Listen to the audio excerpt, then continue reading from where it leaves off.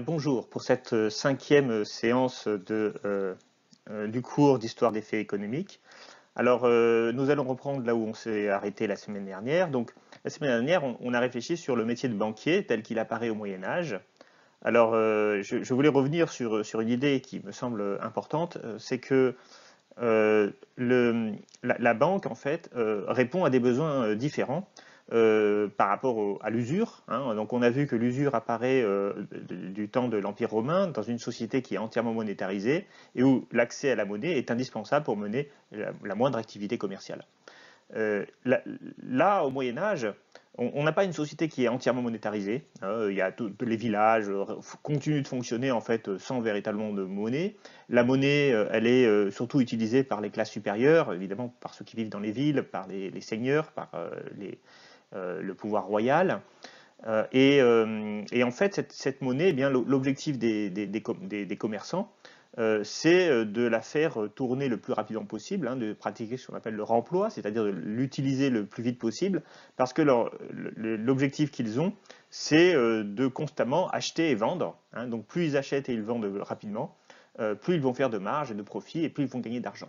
Et donc le souci pour ce qui est du commerce, c'est que parfois les activités commerciales comme les foires, les moments où on peut acheter et vendre, notamment à l'étranger, se produisent qu'une ou deux fois par an, hein, qu'à des moments très particuliers. Et donc parfois ils restent pendant 6 mois à attendre de pouvoir écouler leurs marchandises ou au contraire de pouvoir acheter des marchandises à l'étranger. Et donc cette stérilisation de l'argent pendant un certain temps, ça représente un coût. Donc qu'est-ce qu'ils vont faire? Eh bien, ils vont chercher à l'utiliser en le prêtant à intérêt à un autre commerçant qui, lui, peut avoir une activité commerciale immédiatement. Et en fait, c'est donc des besoins des marchands que va naître la banque du Moyen Âge, qui est en fait l'ancêtre de la banque d'aujourd'hui. Et donc dans ce cas-là, eh bien, le rapport de force, il est beaucoup plus favorable à l'emprunteur, puisque ça répond à un besoin du prêteur. C'est le prêteur qui cherche à trouver un usage pour sa monnaie. Et donc à partir de ce moment-là, eh bien, on va voir apparaître un métier spécialisé qui est le financier. Mais en fait, le financier, il a aussi une logique de marchand, c'est-à-dire que lui, il cherche à acheter et vendre de l'argent. Alors il va aussi faire des opérations de change en même temps. Alors tout ça va avancer de la même façon, c'est-à-dire que le commerce a besoin de la finance est une forme d'extension de l'activité commerciale, et donc grâce à cela, eh bien, on va voir se développer autant le commerce que la finance. Et après, on va voir se spécialiser les armateurs qui vont armer les navires, les négociants qui vont négocier, donc quelque part faire les opérations d'achat et de vente, et puis donc le financier qui va apporter l'argent, qui lui-même a une logique de marchand. Alors c'est à partir de là qu'on va voir cette logique d'accumulation du capital qui va être au cœur du capitalisme, c'est-à-dire que le rôle du marchand dans ce cadre-là, c'est bien d'acheter, de vendre, hein, donc de transformer son capital monétaire en marchandise, de transporter cette marchandise, de la revendre plus cher et de faire une marge et du profit qui va lui permettre ensuite d'acheter davantage de marchandises et donc ainsi d'avoir un processus d'accumulation. Alors, ce qui va être intéressant, c'est que cette logique marchande va globalement s'étendre ensuite dans le reste de la société. Alors, d'abord, dans le pouvoir politique, hein, puisque cette idée d'accumuler du capital, d'utiliser l'argent pour développer son pouvoir économique et ensuite étendre ce pouvoir économique à d'autres domaines et en trouvant d'autres marchés, eh bien, ça va amener les responsables politiques de l'époque, notamment à partir de la Renaissance, notamment à partir de la découverte des Amériques, hein, et puis des nouvelles voies commerciales vers l'Asie, à s'associer aux marchands. Hein, donc ça, c'est, on va dire, le système mercantiliste, l'association de l'État et des commerçants, hein, puisque les États vont trouver chez les commerçants des sources de revenus via les taxations qu'ils vont leur imposer. Et donc, dans ce cadre-là, eh bien, on va voir justement la recherche de la part des pouvoirs politiques de nouvelles voies commerciales, puisque, bien sûr, le premier qui apparaît quelque part, qui développe des comptoirs, qui développe des liens commerciaux avec des nouvelles régions du monde, va pouvoir comme ça dégager énormément de profits. Et donc, ces profits donc, privés vont entraîner aussi des profits publics, puisqu'on va taxer et protéger les marchands. D'ailleurs, c'est la raison pour laquelle Christophe Colomb découvre l'Amérique, hein. C'est que cette idée est déjà en place en 1492, puisque son expédition est financée par le pouvoir espagnol. Christophe Colomb est un Génois, il n'est pas du tout espagnol, il est italien. Mais il va chercher des gens pour financer son expédition, parce que lui, il a l'idée qu'il y a une nouvelle route vers l'ouest pour aller dans ce qu'on appelait les Indes, c'est-à-dire en fait toute l'Asie. On ne savait pas trop d'ailleurs la différence entre différents pays. On connaissait les Japonais, les Chinois, etc. Mais voilà, on ne savait pas trop quand même qui ils étaient, où ils étaient. D'ailleurs, quand Christophe Colomb arrive dans les Antilles, il pense qu'il est arrivé au Japon et il cherche l'empereur du Japon. Oui, c'est vous dire la mauvaise connaissance que les gens avaient de tout ce qu'était l'Asie. Donc pour eux, tout ça, c'était les Indes. C'était là d'où venait en fait tout un ensemble de marchandises qui avaient beaucoup de valeur. Et Christophe Colomb veut trouver une nouvelle route vers les Indes et il va démarcher des États pour trouver le meilleur moyen, pour trouver les financements pour son expédition. Il va finir par trouver les Espagnols. Pourquoi les Espagnols? Parce que tout le monde est un peu dans cette logique de trouver les fonds pour financer son armée et sa puissance politique. Donc pour ça, il faut avoir des commerçants à taxer. Les Portugais, ils sont en train de chercher une voie vers l'Asie par le contournement de l'Afrique. Donc ils sont en train de trouver des voies pour dépasser le cap de Bonne-Espérance et aller vers l'Inde de ce côté-là. Les Italiens, eux, ils contrôlent le bassin méditerranéen, donc les Espagnols, qui sont la troisième grande puissance de l'époque, se disent tiens, essayons une nouvelle route, et pourquoi pas confier des caravelles à Christophe Colomb et lui trouver, le financer pour qu'il aille en Asie par l'ouest. Alors évidemment, Christophe Colomb pensait que la Terre était beaucoup plus petite que ce qu'elle était. Il n'avait pas forcément bien mesuré, on avait un peu du mal à mesurer la circonférence de la Terre. Donc lui, il pensait que en gros, les Indes, l'Atlantique serait beaucoup plus petit que ce qu'il est. Et encore, il se trompait, puisqu'il y avait encore le Pacifique après à traverser. Je pense que s'il avait su les véritables distances, il ne serait jamais parti. Alors après, il faut toujours des gens un peu optimistes pour faire ce genre de choses. Alors, les sociétés marchandes vont également se développer via, j'ai dit tout à l'heure, dans les villes, via l'extension des villes. Donc ces villes deviennent libres, franches, elles s'émancipent du pouvoir seigneurial et elles vont s'auto-organiser. Et en s'auto-organisant, elles vont développer en leur sein ce qu'on appelle des corporations. Alors les corporations, c'est des institutions qui vont regrouper des corps de métier, les teinturiers, les maçons, etc., et qui vont organiser une partie de l'activité productive à partir d'un certain nombre de règles. Et l'objectif des corporations au sein des villes, finalement, c'est de limiter la concurrence. C'est d'éviter justement la libre concurrence, parce que ça permet comme ça de garantir des prix et des salaires élevés. Et en fait, très souvent, ces villes franches sont dirigées par les chefs de corporation, les maîtres des corporations, c'est-à-dire que c'est plutôt un pouvoir oligopolistique, bien sûr, que démocratique. Chacun représente ses intérêts et chacun règne, en quelque sorte, sur une activité particulière. Les teinturiers, les maçons, j'ai dit tout à l'heure, il peut y avoir plein d'autres personnes, les joailliers, tout un ensemble de corps de métier qui se réunissent dans les villes.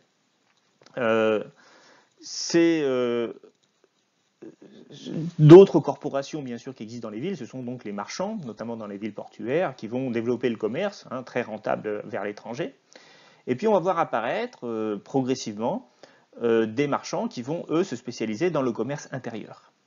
Et au début, bien sûr, il s'agit dans ce commerce intérieur de transporter les marchandises produites dans les villes vers les campagnes, vers les seigneurs qui habitent dans les campagnes, etc.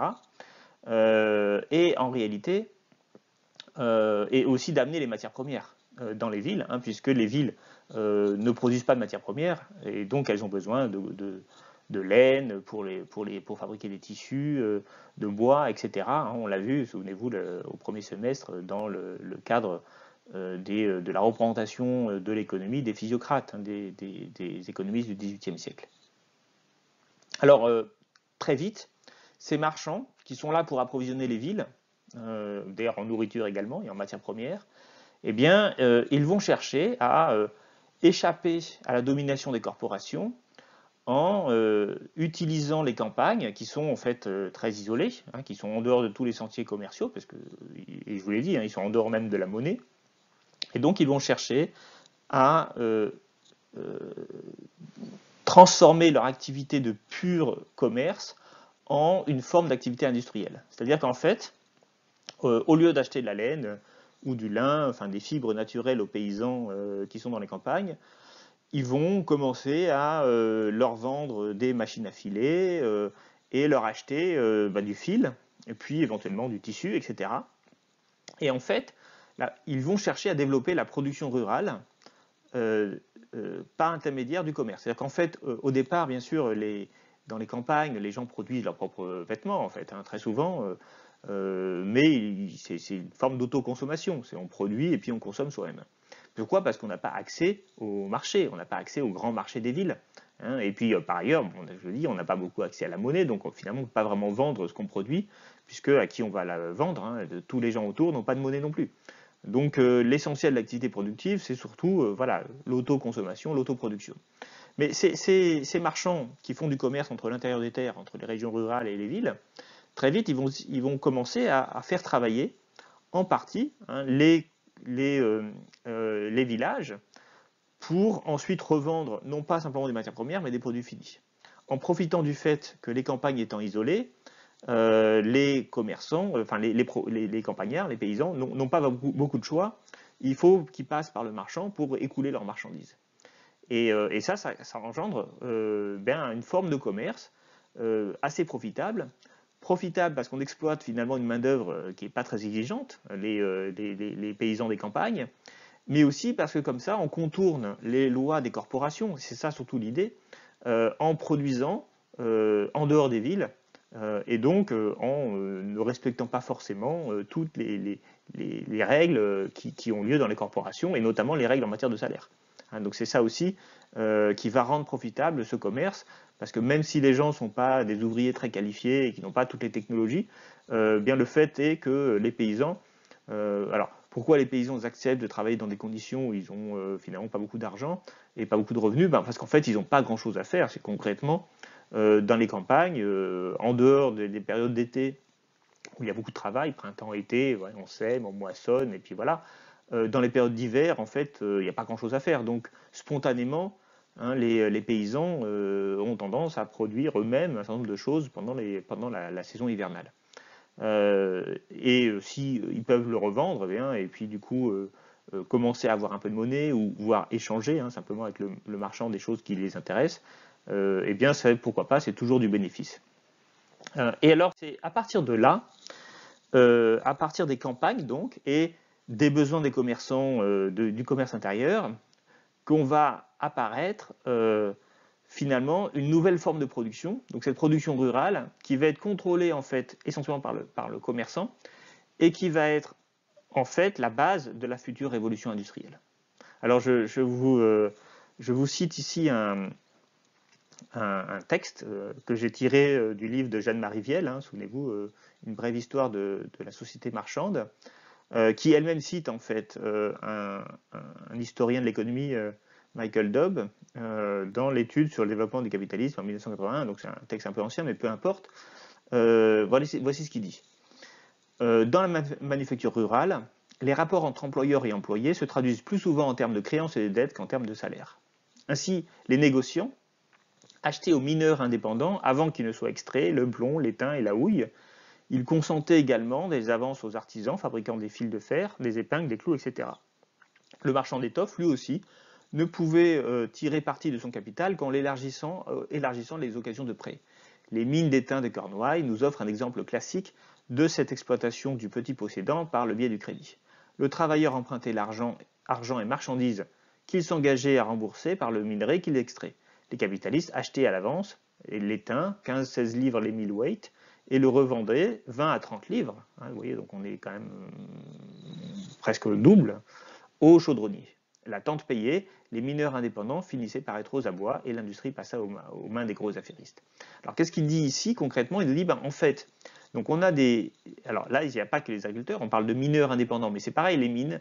Les mineurs indépendants, ils minaient pendant la saison hivernale, quand il n'y avait pas beaucoup de travail dans les champs. Donc, ce qui se passe, eh bien, on a les marchands qui font créance, c'est-à-dire qu'ils offrent les, euh, les outils aux mineurs et qui disent aux mineurs, eh bien, écoutez, voilà, vous allez donc miner avec les outils qu'on vous donne et donc vous me payerez avec ce que vous avez produit. Mais comme il y a des intérêts derrière, hein, donc là on est beaucoup plus proche de l'usure, parce qu'on exploite en quelque sorte une main-d'œuvre et une population qui en fait n'a pas de pouvoir de négociation, et ainsi, eh bien, on va commencer à organiser en quelque sorte la production, parce qu'on fournit aux gens les moyens de production et on leur achète leur production, mais en fait on le rachète à crédit, donc en fait ils le revendent pour payer quelque chose, et en fait ils n'ont pas forcément accès à la monnaie. Et en fait, d'après les historiens, c'est cet esprit-là, c'est ce commerce intérieur-là qui va progressivement susciter la production de la révolution industrielle. C'est-à-dire qu'en fait, la révolution industrielle ne va pas fonctionner, ne va pas apparaître dans les villes. Pourquoi elle ne va pas apparaître dans les villes? Parce que les villes, elles sont assez conservatrices en matière de production, puisque les techniques de production sont décidées et coordonnées par les corporations. Et les corporations, elles n'admettraient pas une technologie qui va faire perdre des emplois ou qui va faire baisser le coût du travail. Or, l'intérêt ici d'aller exploiter les paysans des campagnes, c'est qu'eux, ils ne sont pas en corporation et ils sont dépendants. Ils sont très souvent d'ailleurs intéressés par ce qu'on va leur proposer en termes d'opportunités, parce qu'ils n'ont pas d'autres réellement opportunités. Et donc très vite, on va pouvoir les exploiter et leur offrir les moyens de production, leur acheter directement. On sera les seuls à leur acheter leur production, parce qu'ils ne peuvent pas directement vendre à la ville. Et donc, en fait, ce qui va se passer, c'est que la révolution industrielle va venir finalement sur cette matrice-là, cette matrice du travail rural, elle va juste organiser, en s'extrayant des contraintes des corporations, le travail de manière mécanisée et de manière plus efficace. Et ce n'est qu'après, que dans un deuxième temps, qu'elle reviendra en ville. C'est-à-dire que très vite, les manufactures reviendront en ville et les corporations finiront par être détruites. C'est d'ailleurs l'un des éléments très importants de la révolution industrielle, c'est la destruction des corporations. Et en fait, la création d'un véritable marché concurrentiel, où du coup différents producteurs peuvent se battre pour avoir un client. Et donc quand on est dans un marché concurrentiel, on est dans un autre monde. On n'est plus dans le monde dirigé par la corporation, on est dans un monde de concurrence. Et c'est ça qui va arriver au capitalisme. Mais ce monde de concurrence, il n'a pu arriver que parce qu'on avait déjà tout un ensemble de réseaux de travail, de production dans les campagnes, où là régnait à l'époque la concurrence et non les corporations. En France, c'est la loi Le Chapelier de 1992 qui va mettre un terme définitif aux corporations dans les villes. Avant cela, eh bien, c'était pas possible de rentrer dans un véritable régime capitaliste, puisque l'essentiel de la production se faisait pas sous la forme de la concurrence, ou de la libre concurrence, mais sous la forme de règles, des corps de métier qui interdisaient un certain nombre de choses. Alors voilà, donc qu'est-ce que je veux aussi dire ici? Je veux aussi faire le lien entre la révolution industrielle et l'esprit marchand. C'est-à-dire que on a bien ici une activité productive, donc industrielle, qui est le produit d'une logique marchande. Et c'est ça le capitalisme. Le capitalisme, c'est pas juste, et notamment la révolution industrielle, c'est pas juste la mise en œuvre de technologies de production, parce que bien sûr il faut les technologies, bien sûr il faut la mécanisation si on n'a pas de révolution industrielle, mais c'est aussi un esprit particulier, l'esprit du marchand, l'esprit de la quête de marge, l'esprit de l'accumulation. Et c'est parce qu'on a aussi cet esprit d'accumulation qu'on a finalement une forme de capitalisme industriel qui va se substituer ou qui va se prolonger le capitalisme marchand du XVIIe et XVIIIe siècle. Alors il est temps du coup de passer au chapitre 3, chapitre 3 qui s'intéresse justement au mécanisme de la révolution industrielle. Alors tout d'abord, il faut revenir sur le terme de révolution industrielle. Pourquoi parle-t-on d'une révolution industrielle? Révolution, c'est un mot très fort. Industriel, on comprend, il s'agit d'une augmentation de la production industrielle, ça se comprend. Mais le terme révolution, lui, il implique une rupture brutale et profonde, et même plus que profonde, hein, une rupture brutale, mais avec une réorganisation profonde de l'ensemble de la société. Et c'est bien de ça dont il s'agit. Alors pourquoi d'abord brutal? Brutal, c'est à l'échelle, bien sûr, à l'échelle, pardon, de l'histoire humaine. C'est-à-dire que concrètement, quand on vit la révolution industrielle, je pense ici au début du 19e siècle en France, voilà, ou fin du 18e siècle pour le Royaume-Uni, hein, bon, là, il y a une révolution industrielle, mais les contemporains, les gens qui vivaient à l'époque, bien sûr, n'avaient pas forcément l'impression de vivre une révolution, puisque ce n'est pas quelque chose qui est arrivé sur quelques mois, c'est au contraire un processus qui s'est étendu sur plusieurs dizaines d'années, donc qui finalement à l'échelle humaine est assez long. Néanmoins, à l'échelle de l'ensemble de la société, on a quelque chose qui en fait est extrêmement brutal et qui va profondément transformer l'ensemble de la société. Et alors, qu'est-ce qui va se passer dans la révolution industrielle? D'abord, on va voir évidemment la très forte hausse des rendements agricoles, d'abord, puisqu'on va commencer par une révolution agricole, j'y reviendrai tout à l'heure. On va produire donc davantage de produits agricoles, et puis très vite, on va produire davantage de produits industriels, notamment de fer, hein, puisque ça va être aussi l'un des éléments importants de la révolution industrielle, c'est la capacité de démultiplier à produire du fer, et puis ensuite d'autres produits, le textile, etc. Et donc on va avoir une augmentation de la productivité du travail dans quasiment finalement tous les secteurs. Deuxième effet, on va avoir, et puis bien sûr, en même temps, on va avoir des progrès scientifiques et technologiques qui vont là aussi commencer très rapidement dès le XVIIIe siècle et surtout au XIXe siècle. Donc ça, c'est pour l'aspect purement économique. Mais la révolution industrielle va aussi avoir un aspect sur les sociétés et le fonctionnement des sociétés. Et ça aussi, c'est très important de comprendre, parce que c'est pour cette raison qu'on parle de révolution. C'est que c'est pas quelque chose qui se cantonne au domaine industriel et économique, c'est quelque chose qui va avoir un effet prolongé sur l'ensemble de la société. Alors des choses qui vont apparaître comme évidentes, c'est la transition démographique, c'est-à-dire que le régime de population, le fonctionnement de la population va passer d'un fonctionnement avec un fort taux de mortalité et un fort taux de natalité à un régime de faible taux de natalité et faible taux de mortalité. Alors, c'est ce qu'on appelle la transition démographique. Alors, cette transition démographique, elle ne va pas se faire au même rythme dans tous les pays. Elle ne va pas non plus se faire commencer au même moment dans tous les pays. Il y a des pays qui vont avoir une très forte explosion démographique pendant la phase de transition, puis d'autres qui vont avoir une très faible explosion démographique. C'est notamment le cas de la France, qui est un cas assez unique à ce niveau-là. Alors concrètement, comment ça fonctionne une transition démographique? Eh bien, ça commence, je l'ai dit, par un état de fort taux de natalité, donc ça veut dire un taux de fécondité de 5-6 enfants par femme. Hein, donc on est sur des taux de fécondité aujourd'hui même qui deviennent rares, hein, qu'on trouve qu'en Afrique, dans quelques pays, et pas dans la majorité des pays africains. Aujourd'hui, beaucoup de pays africains sont en phase de baisse de la fécondité. Et donc c'était ça dans toute l'Europe déjà. Hein. Donc fort taux de natalité, mais aussi également fort taux de mortalité, notamment en bas âge. Hein, il y a quasiment un enfant sur deux qui mourait avant l'âge de 5 ans.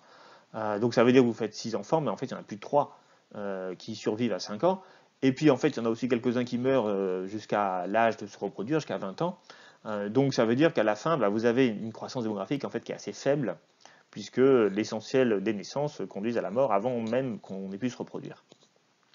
Ça, c'est la situation du Moyen-Âge, du début de la Renaissance, d'avant la Révolution industrielle, en fait avant le XVIIIe siècle. Au moment de la Révolution industrielle, eh bien, on va voir commencer par baisser le taux de mortalité grâce au progrès de la médecine et notamment de l'hygiène. Et donc évidemment, fort taux de natalité et taux de mortalité qui baisse, eh bien, ça engendre une croissance démographique qui va être de plus en plus importante. Au fur et à mesure que le taux de mortalité va baisser, l'écart entre la natalité et la mortalité va être de plus en plus grand. Et donc, il va y avoir là une forte croissance démographique. Ensuite, dans un deuxième temps, il va y avoir une baisse progressive du taux de natalité. Alors, pourquoi le taux de fécondité et donc du taux de natalité? Alors, pourquoi cette baisse? Alors, il y a différentes explications. Il y a l'enchérissement en fait, du coût de la vie, hein, qui est une conséquence économique. Du coup, ça commence à coûter cher d'avoir des enfants. il y a aussi l'éducation qui va progresser, on va le voir, c'est un élément important de la révolution industrielle, et notamment l'éducation des femmes. Or, on sait que quand les femmes commencent à être éduquées, ben, elles vont finir par vouloir travailler et par avoir moins d'enfants, hein, puisqu'elles vont avoir un rôle social plus important, donc elles auront finalement moins besoin d'avoir un rôle familial en quelque sorte, et donc de faire plus d'enfants.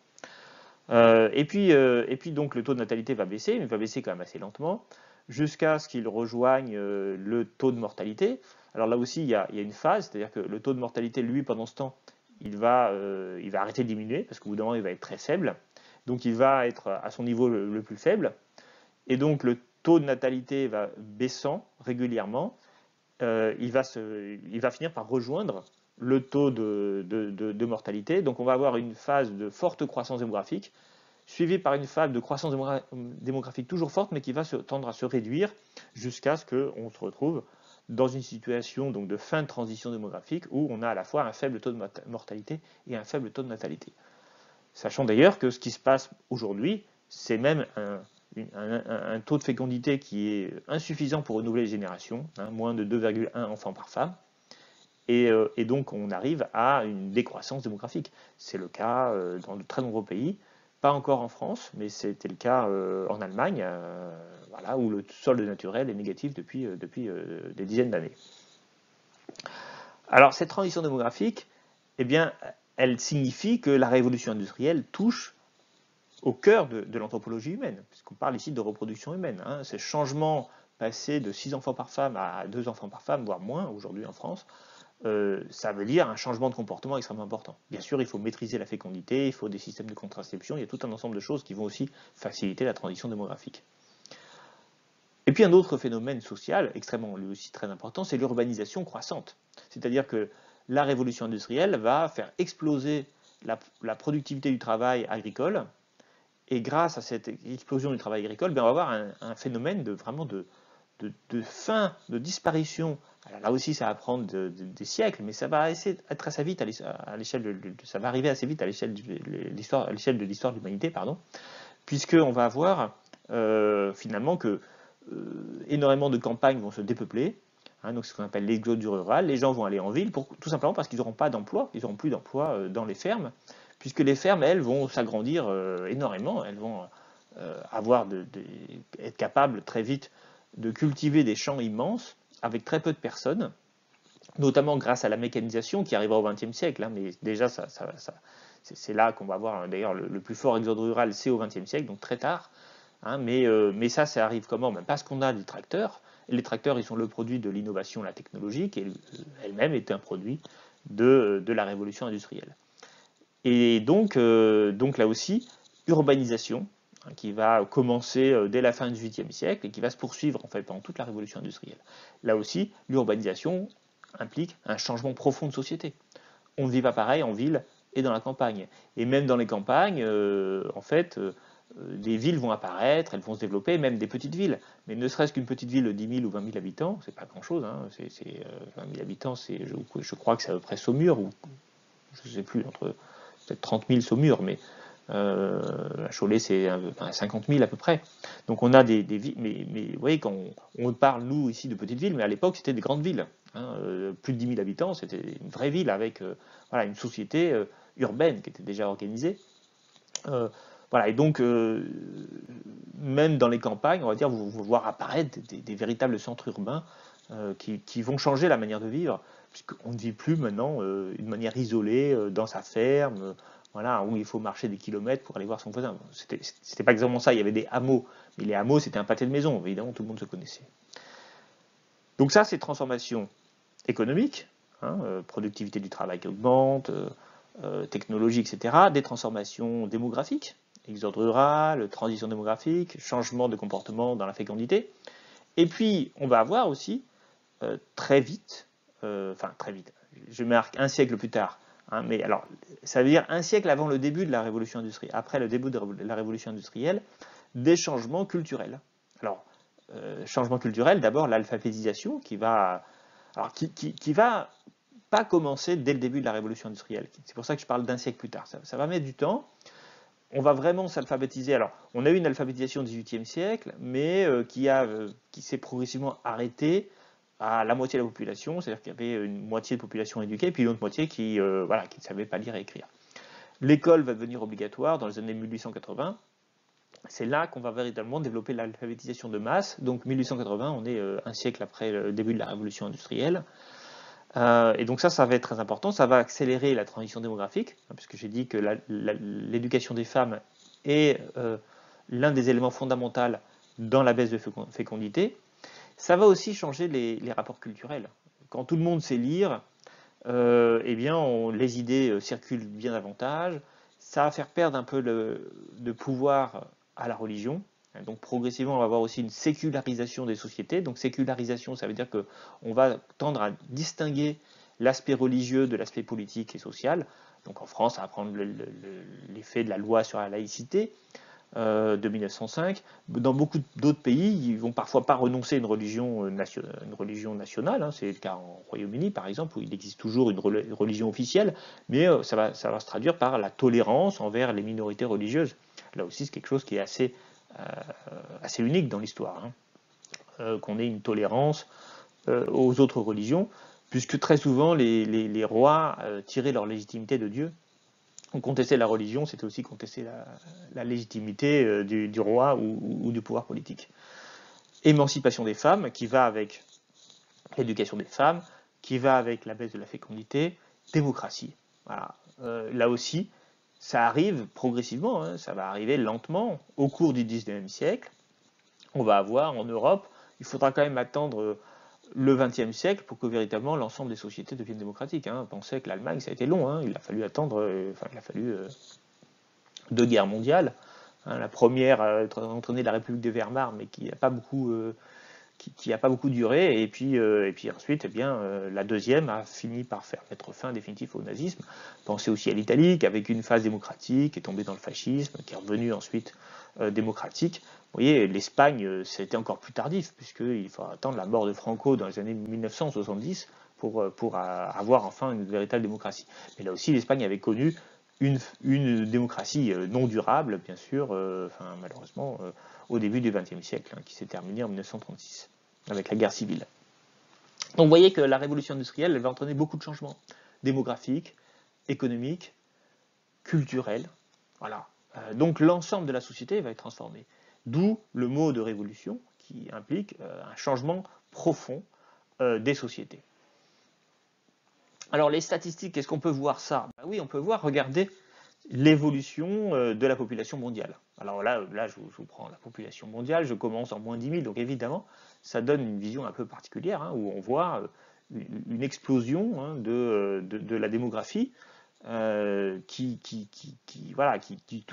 on arrive à 6 milliards d'habitants, et vous voyez la courbe absolument verticale qui est montrée dans ce graphique.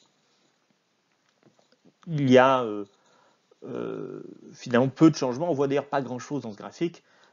Aussi, on peut en voir un autre. Voilà, donc celui-ci, il a l'avantage d'être sur une échelle algorithmique, donc logarithmique, pardon, logarithmique. Il est issu de l'INED, donc là aussi, il va jusqu'à 2000, mais bon, peu importe, ça va jusqu'à 5000, mais on n'a pas d'échelle logarithmique pour ce qui est des années, on a des échelles logarithmiques pour ce qui est de la population, hein, donc l'axe des ordonnées. Alors, quand vous voyez l'axe des ordonnées, vous voyez, en fait, c'est ça une échelle logarithmique, qu'à chaque fois on multiplie, hein, c'est-à-dire que les distances équivaut à une forme de multiplication, ici par 10, hein, on multiplie par 10 dès que la distance double. Donc on passe de 1 million à 10 millions, à 100 millions, à 1 milliard, et puis bien sûr en haut à 10 milliards. Alors ça permet du coup de mettre en avant les faibles effectifs de population. Ça permet aussi de voir ce qui s'est passé, hein, les moments centraux. Alors vous voyez, premier moment d'explosion démographique, explosion, on passe de 600 000 à 6 millions, donc c'est multiplication par 10, à la fin du paléolithique. Alors c'est là, on a dit, hein, on parlait de la période de... Alors c'est même pas le mésolithique, hein, c'est... bon, alors pourquoi la population humaine augmente à ce moment-là? Alors elle a déjà conquis l'Europe, on voit qu'elle conquiert l'Australie, l'Amérique, hein, au moins 40 000. C'est sans doute donc voilà, une paléolithique supérieure, donc des innovations technologiques, c'est ce qui est marqué ici dans le graphique. Alors c'est pas l'Arc encore, hein. L'Arc il apparaîtra bien après. Voilà, c'est sans doute une meilleure adaptation au temps, enfin peut-être aussi qu'il y a eu que simplement la population s'est aussi étendue dans l'ensemble du monde. Alors vous voyez qu'il y a d'autres migrations après l'Afrique du Nord, mais l'Afrique du Nord était déjà colonisée, mais elle est recolonisée. Il y a une deuxième vague vers l'Amérique. Voilà, il y a tout un ensemble voilà, toujours de nouvelles vagues. Alors on voit aussi une évolution autour de 6-8 millions avec des hauts et des bas qui sont liés aux âges glaciaires, hein, aux changements climatiques. Et puis, voilà, vers moins 9000, hein, de moins 9000 jusqu'à moins 2000, eh bien, on a la révolution néolithique. Là, qui va faire passer la population. Hein, tout à l'heure, on en parlait, enfin, dans un autre cours, on en parlait de 6 millions, hein, donc 6-8 millions, jusqu'à, vous voyez, on arrive à 100 millions. Hein, donc 100 millions, c'est voilà, l'âge de bronze, l'âge du fer. Hein, donc on a des petits creux qui correspondent à des moments de guerre. Bon, c'est une reconstruction historique de l'INED, mais bien sûr, c'est des évaluations. Hein, on n'avait pas voilà, on n'avait pas de statistiques, on n'a pas de statistiques fiables. Mais vous voyez que, bon, déjà, on rentre dans l'écriture aussi, donc on sait un peu mieux l'histoire. Vous voyez qu'on est passé, hein, grâce à l'agriculture, de 10 millions à 100 millions de population humaine. Et puis après, ça continue d'augmenter. Hein, alors voilà, le haut Moyen-Âge, épidémie, grandes invasions. La peste noire, on la voit, c'est tout petit. Hein, donc là, on est quand même on est aux alentours de 3-4 milliards. Ouais, c'est ça. Hein. Non, peste noire, excusez-moi, on est à. Si, c'est ça, on est à 4 milliards. Non. Non, excusez-moi, 400 millions. Je dis des bêtises. 4 milliards, c'est au XXe siècle. Voilà, donc on est à 400 millions. Et puis voilà, et puis après, très vite, on passe de 400-500 millions. C'est ça, au moment de la Renaissance, avant la Révolution industrielle, à, vous voyez, 6 milliards. Hein, donc là, ben, on multiplie encore par 10. Hein. Donc la révolution industrielle, c'est pour ça que c'est une révolution. Même dans cette échelle logarithmique, on voit un saut, hein, extrêmement fort en quelques siècles. Bien sûr, à l'échelle de l'histoire de l'humanité, quelques siècles, c'est rien. On commence ici à 65 000 ans, l'histoire de l'humanité, c'est 300 000 ans. Hein, donc on n'est même pas au début de l'histoire de l'humanité. Et on voit cette énorme explosion qui est issue de la révolution industrielle et qui est dans son intensité comparable, à peu près, voire peut-être même supérieure à la révolution néolithique. Révolution néolithique, on multiplie par 10 la population. Et bien là, on multiplie par au moins 10. Hein, on pense qu'on va avoir 8, 9, 10 milliards d'êtres humains. Donc vous voyez qu'on va passer de 400, 500 millions de personnes avant la révolution industrielle à 8 milliards. Hein, donc on fait multiplication par plus de 10. Donc il s'agit bien vraiment d'une révolution au sens où on l'entend. Alors autre aspect de cette révolution, l'aspect économique. Là aussi, comment augmenter la production d'un certain nombre de secteurs économiques. Alors, on peut regarder deux choses, les données globales et les données par habitant. Les données globales, ça montre l'augmentation, par exemple, de la production de céréales de l'an 1000 à l'an 1700 dans le monde. On est ici dans le monde. Bon, c'est une estimation de Paul Béroc, du livre dont je vous ai déjà parlé, 1997. Production de céréales, on a une multiplication, d'après Paul Béroc, de 1000 à 1700. Ça, c'est globalement. Mais comme il y a la population qui a elle aussi augmenté, si on regarde les données par habitant, ça veut dire 1 à 2 fois. Alors, ça veut dire que, bon, alors, est-ce que c'est 1, est-ce que c'est 2, c'est pas pareil. 1, ça veut dire que globalement les gens ne mangent pas plus, et 2, ça veut dire qu'ils mangent 2 fois plus. Alors attention, on ne mange pas 2 fois plus, parce qu'on a des besoins physiologiques qui sont limités, on ne va pas commencer à manger trop. Que se passe-t-il si la production de céréales double par habitant? Ça signifie qu'une partie des céréales va être mangée par des animaux qu'on va remanger après, des animaux d'élevage. Donc en fait, ce que ça signifie une amélioration de la qualité de la nourriture des gens. Production de fer, là aussi, de 1000 à 1700, elle est multipliée davantage, de 4 à 9 fois, mais quand on regarde par rapport à la population, qui a, elle, a priori doublé, eh bien, ça ne fait que de 2 à 3 fois de plus de fer. Là aussi, consommation de fer, il faut voir ça aussi comme la ferrure des chevaux, tout un ensemble de choses qui sont indispensables pour la population. Le textile, voilà, 1 à 2 fois. L'énergie, 1 à 2 fois. Je suis toujours sur les données par habitant. Donc vous voyez que globalement, il y a une hausse par habitant qui fait que l'habitant mondial moyen de 1700 est quasiment 2 fois plus riche que l'habitant mondial de 1000. Et on sait pourquoi. Il y a eu beaucoup de progrès dans l'agriculture qui a entraîné une partie de la population, et notamment des métiers, vont passer du travail agricole vers le travail des villes. Et donc, ils vont faire du textile, faire du fer, faire du commerce, etc. Et donc, grâce à ça, eh bien, les gens seront plus riches. C'est ça que ça signifie. Alors maintenant, si on regarde en 3 siècles, de 1700 à 1990, on peut dire 2000, ça ne change pas grand-chose, de toute façon, il s'agit d'estimation.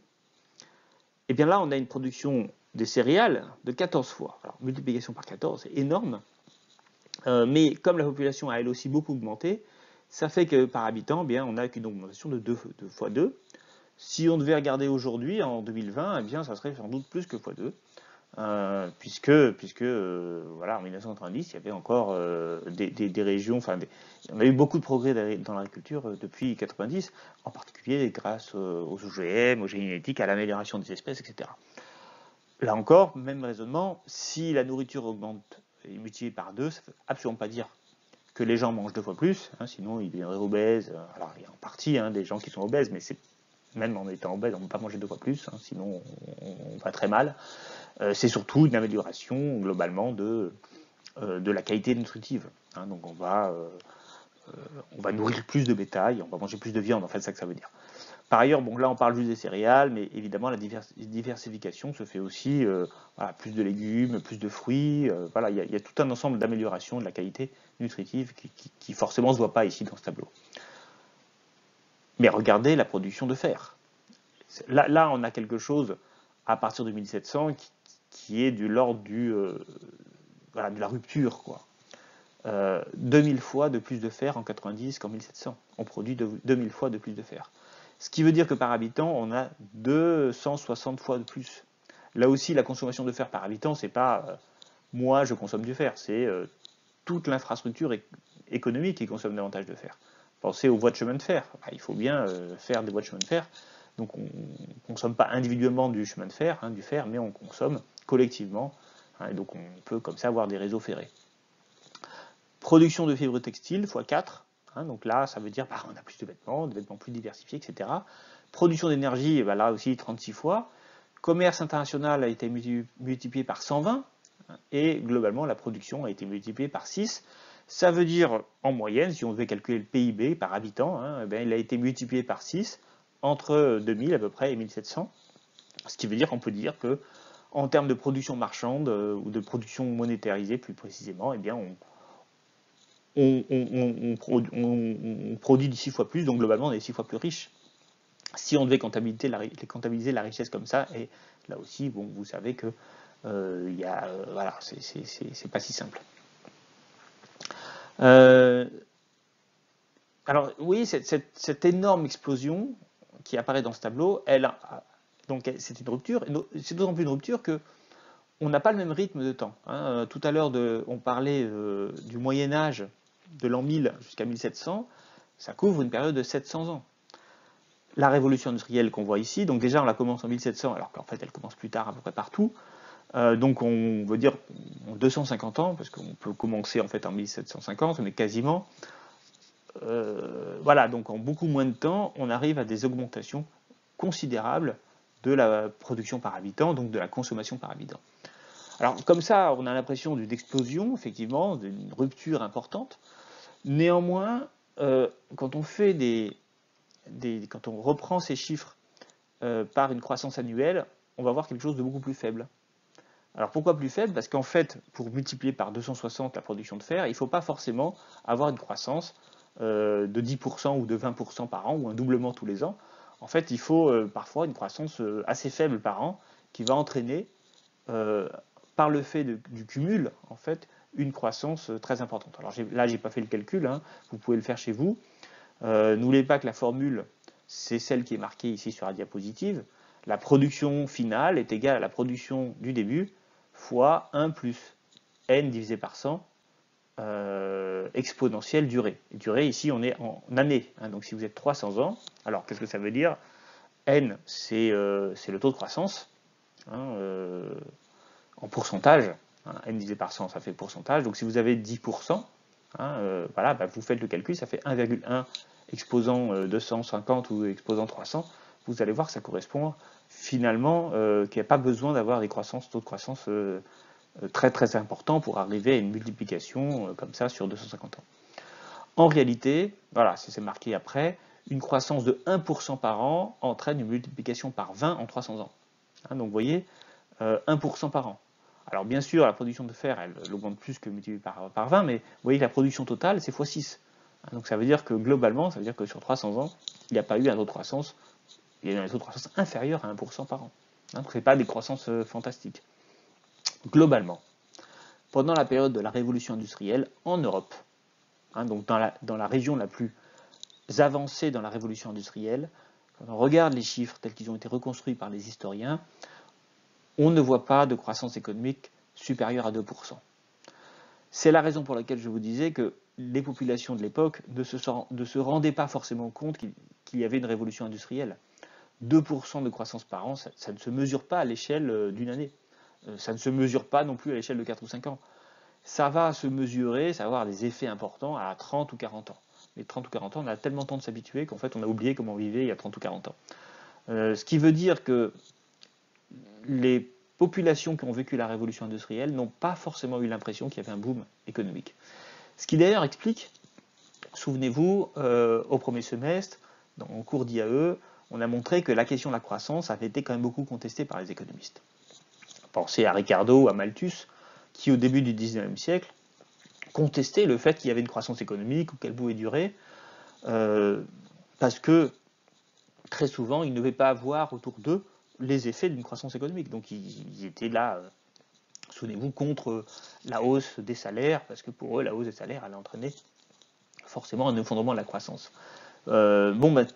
Tout ça était un débat qui était légitime à l'époque. Hein. Souvenez-vous, Malthus qui voulait surtout pas augmenter la population, parce que sinon, ah là là, terrible, hein, on allait tous finir par mourir de famine.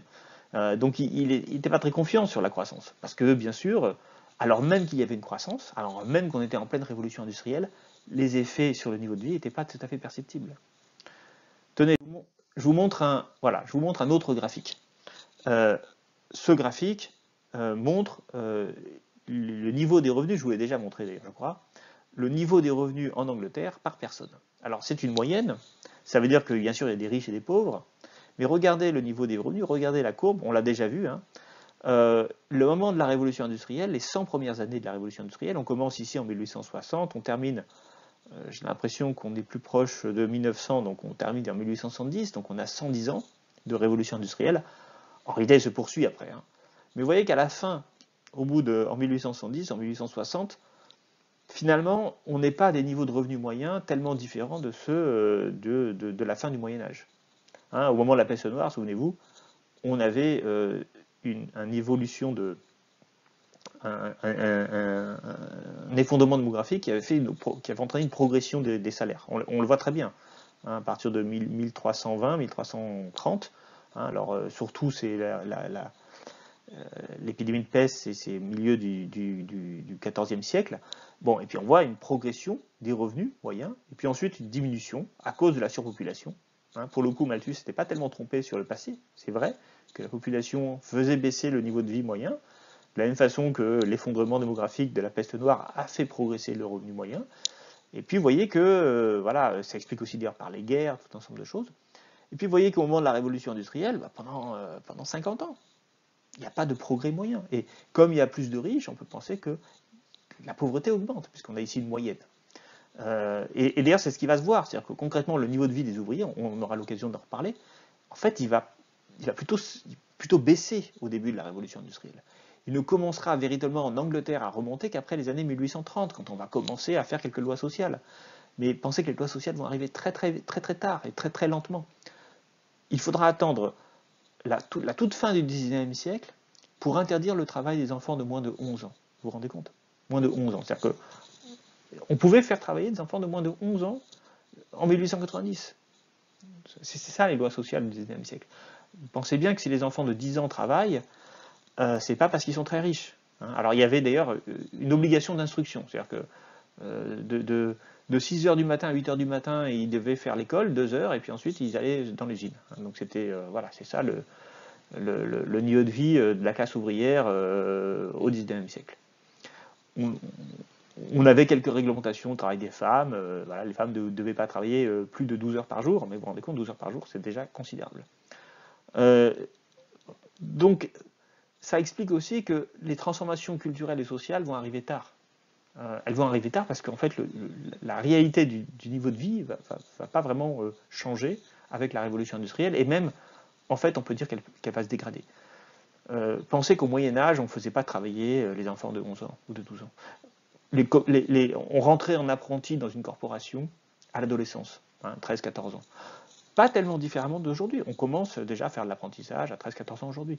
Donc c'était pareil en fait au Moyen-Âge. Le moment barbare, c'est le moment de la révolution industrielle où là on va, grâce à la mécanisation, pouvoir embaucher des gamins de 5 ou 6 ans. Et souvenez-vous, le texte d'Adam Smith, 1776, donc en plein début de la révolution industrielle, où il parle des enfants qui inventent des techniques sur la machine à vapeur. Donc il parle d'un enfant, il ne parle pas d'un adolescent. Voilà, un enfant de 7-8 ans en fait, puisqu'on dit après il va aller jouer avec ses amis. Voilà, à l'adolescence, on ne va pas jouer avec ses amis. Donc on parle ici, Smith décrit une situation réelle qui est le travail des enfants dans son livre, et qui n'existait pas au Moyen-Âge. Donc évidemment, le niveau de vie va mettre du temps, les conditions de vie vont pas beaucoup s'améliorer au début, et les transformations sociales et sociétales, elles n'arriveront que quand les gens auront la possibilité de s'éduquer, et vont vraiment avoir la possibilité de s'éduquer et d'améliorer leurs conditions de travail, de développer donc la société de consommation. Il faudra attendre longtemps. Les grands magasins, les premiers grands magasins à Paris ou dans le monde développé, c'est après les années 1860. Donc vous voyez, c'est 100 ans après le début de la révolution industrielle. Bon, alors ça c'est un panorama de la révolution industrielle que je vous ai montré. Et maintenant je voudrais essayer de réfléchir au mécanisme de cette révolution industrielle, la manière dont elle a fonctionné. Et première question, alors 3 questions, où, quand et pourquoi. Alors je m'inspire pour cette partie-là sur le livre de Bayrock, et je vous mettrai les pages si vous voulez approfondir cette question, parce que je vais voir ça un peu de manière succincte, c'est pas le cœur d'ici du cours, mais il faut quand même revenir sur le phénomène, un phénomène unique, particulier, qui est la révolution industrielle, qu'on peut dater et qu'on peut localiser. D'abord, la localisation, c'est incontestablement une invention anglaise, la révolution industrielle. Et anglaise, on veut dire l'Angleterre. Voilà, le sud de l'Angleterre, Londres, voilà, les régions qui sont près de la Manche. On ne parle pas de l'Écosse, on ne parle pas du pays de Galles, donc on ne parle évidemment pas de l'Irlande. Donc c'est la raison pour laquelle on parle d'Angleterre et pas de Grande-Bretagne. Vous savez la différence, la Grande-Bretagne c'est l'ensemble de l'île. Quand on veut parler du Royaume-Uni, on va rajouter l'Irlande du Nord. Voilà, donc ici on parle de l'Angleterre. Ce n'est qu'à partir de l'Angleterre que la révolution industrielle va ensuite se propager dans d'autres pays. D'ailleurs, elle ne va vraiment se propager, la révolution industrielle, que 50 ans après, dans d'autres pays européens, notamment en France, en Belgique, en Suisse. Donc il y a une avance britannique, anglaise même plus précisément, très très claire. Alors comment on sait ça? Simplement parce qu'on a regardé les registres des entreprises, puisque les entreprises font de la comptabilité, bien sûr, partout. Et là, on a pu regarder, les historiens ont pu regarder les chiffres et vérifier la très forte hausse, la mécanisation d'abord, et la très forte hausse de la production industrielle en Angleterre. On parle ici du milieu du XVIIIe siècle, qui commence au milieu du XVIIIe siècle. En 1790, l'Angleterre, qui représente 1% de la population mondiale, produisait d'après Paul Bayrock 10% du fer mondial. Donc ça veut dire que l'anglais moyen il était 10 fois plus productif en fer que le reste de la population mondiale. Ce qui là dénote quelque chose de tout à fait spécifique. Et donc l'Angleterre produisait 71 000 tonnes par an de fer. En 1860, ça explose, on est à 3,79 millions de tonnes, donc 5 fois plus que la production de 1700. la production mondiale, pardon, de 1700. Donc voilà, donc l'Angleterre toute seule produit en 1860 5 fois plus de fer que l'ensemble du monde en 1700. Euh, de la même façon, on va voir une amélioration très forte de la productivité agricole. Alors, productivité agricole, c'est le temps de travail dans l'agriculture avant la mécanisation, avant les tracteurs, hein, par les nouvelles technologies sur lesquelles on reviendra, eh bien, on va avoir une productivité agricole double de celle des sociétés traditionnelles les plus avancées. Quelle était la société traditionnelle la plus avancée? C'est la Chine, en 1790. Hein, traditionnelle, je parle, donc avant la révolution industrielle. Eh bien, la Chine, qui produisait, qui était quand même le pays avec, là aussi j'y reviendrai plus tard dans le chapitre suivant, c'était le pays avec les plus grandes villes, c'était le pays avec le taux d'urbanisation le plus élevé, ou quasiment, de l'ensemble du monde, avec Pékin qui avait presque 1 million d'habitants. Donc c'était une société extrêmement avancée. Mais cette société avancée se fait largement défoncer par l'Angleterre en 1790. Voilà. Donc vous voyez là aussi une spécificité, quelque chose qui montre une avance considérable. Alors même que les Anglais, en 1700, ils n'étaient pas meilleurs que les Chinois. Donc vous voyez, avant la révolution industrielle, après, ou au début là, de la révolution industrielle. Donc clairement, les chiffres démontrent une avance anglaise à la fin du XVIIIe siècle qui est unique dans le monde. Alors quand? Alors Béroc, là aussi, s'intéresse à la question du quand. Quand est-ce Alors le problème, c'est quand on bascule dans la révolution industrielle, c'est-à-dire quand on a quelque chose de tout à fait spécifique et unique par rapport aux autres sociétés. C'est difficile de le dire parce qu'on regarde des statistiques qui ne sont pas toujours très fiables. Donc on va avoir une échelle de période. Alors on parle ici du début. Quand est-ce que ça commence? Pour la révolution agricole, à partir de la fin du XVIIe siècle, on voit des choses se transformer. En 1720, c'est déjà acquis que là, il y a une grande transformation et on va voir dans les chiffres de production agricole des éléments tout à fait spécifiques. La révolution industrielle va apparaître un peu après, entre 1740 et 1760. Là aussi, on parle du moment du début, puisqu'ensuite ça se prolonge. Les transformations ne vont pas s'arrêter. Elles ne vont pas non plus s'arrêter dans les campagnes. On va avoir, vous allez voir, des bouleversements dans les campagnes pendant tout le XVIIIe siècle. On regarde juste ici la date de départ. Pour la révolution industrielle, voilà, on a cette échelle avec les estimations de certains économistes ou certains historiens qui parlent de 1740, d'autres 1760, sachant que la date la plus souvent retenue, celle qu'il vous faut retenir pour vous, c'est plutôt 1760. Donc 1760, c'est le début donc, de la révolution industrielle pour la plupart des historiens. En Angleterre, là aussi. Il faudra attendre 40-50 ans pour avoir le début de la révolution industrielle en France. En fait, la révolution française. Alors pourquoi? Pourquoi? C'est sans doute la question la plus difficile à répondre. Pourquoi en Angleterre? C'est ça que ça veut dire. Pourquoi à ce moment-là, en Angleterre? En fait, on peut pas vraiment répondre à cette question facilement. Parce que dire pourquoi ne pourrait vraiment se répondre que si on avait un élément de comparaison, une autre société identique qui n'aurait pas connu la révolution industrielle ou plusieurs révolutions industrielles qui seraient arrivées à d'autres moments dans le monde, et donc on permettrait de trouver les points communs entre les sociétés pour voir, voilà, quand on arrive à un certain stade d'évolution économique et sociale, ou je ne sais pas quoi, alors on arrive à une révolution industrielle. Bon, là, on a un événement unique dans l'histoire du monde qui ensuite s'est propagé dans le reste du monde. Donc, on n'a pas d'élément de comparaison et donc c'est difficile de dire pourquoi. Alors, bien sûr, ça n'empêche pas un certain nombre d'économistes de tenter des explications. Pourquoi D'abord, pourquoi? Parce que peut-être qu'il y avait une spécificité culturelle anglaise. Alors, certains auteurs, c'est le cas de l'allemand, là, je ne sais plus, l'esprit du capitalisme, Max Weber, voilà, pardon. Max Weber, le sociologue allemand, estimait que c'était une explication religieuse. L'esprit du capitalisme, dit-il, est très lié au protestantisme. L'Angleterre est de culture protestante. Alors même si le protestantisme anglais, il est très proche du protestantisme catholique. Bon, sans doute qu'il y a aussi un élément anthropologique et culturel. On a une société libérale en Angleterre.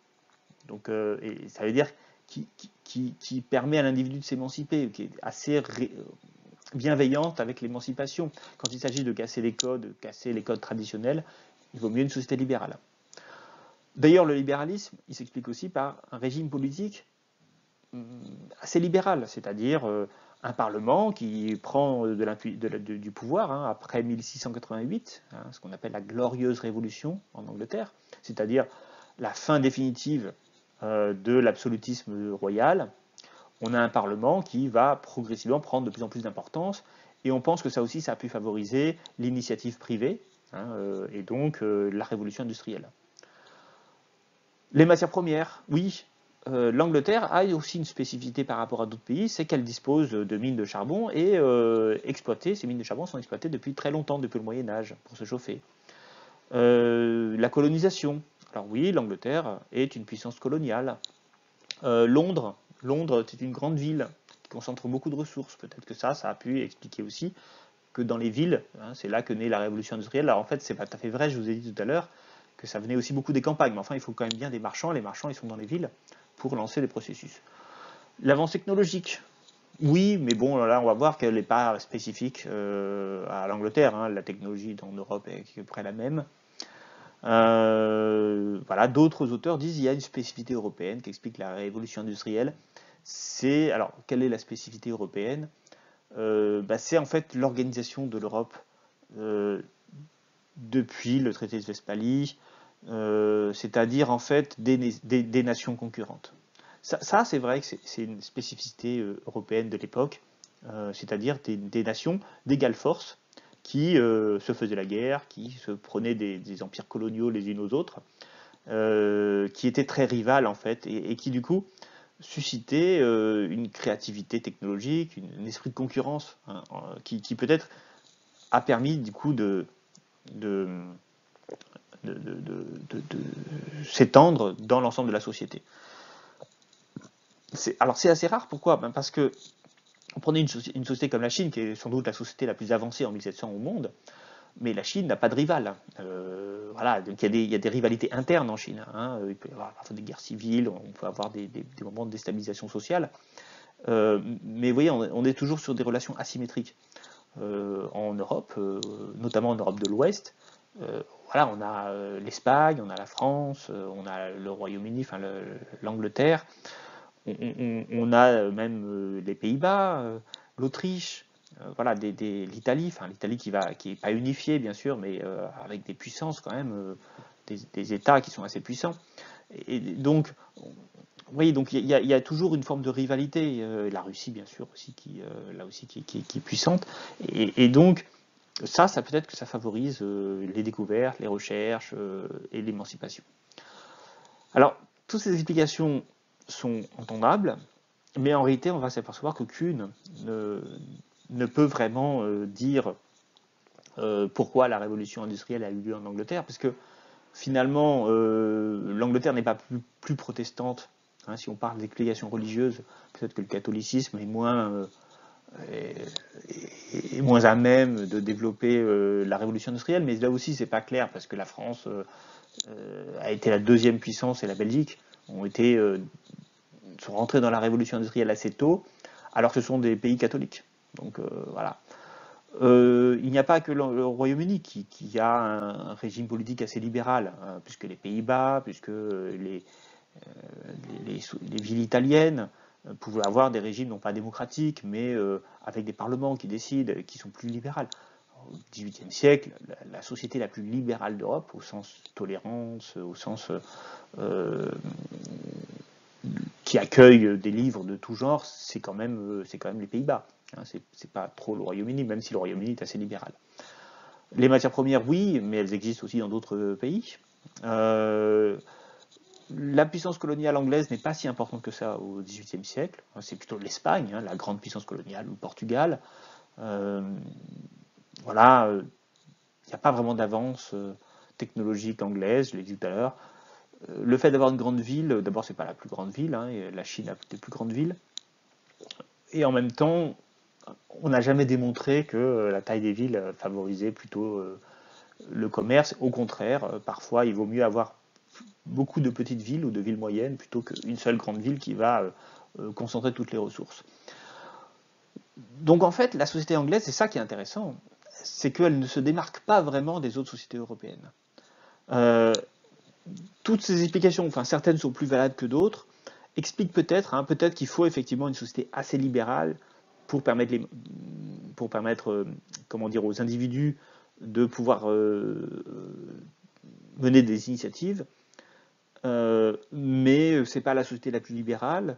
Peut-être qu'il faut un régime politique assez, là aussi, assez ouvert pour permettre, notamment pour la question de la garantie des droits de propriété. Voilà, peut-être qu'il faut l'ensemble de ces choses-là, et que même si c'est pas le seul pays qui possède cela, on va voir d'ailleurs le cas des Pays-Bas.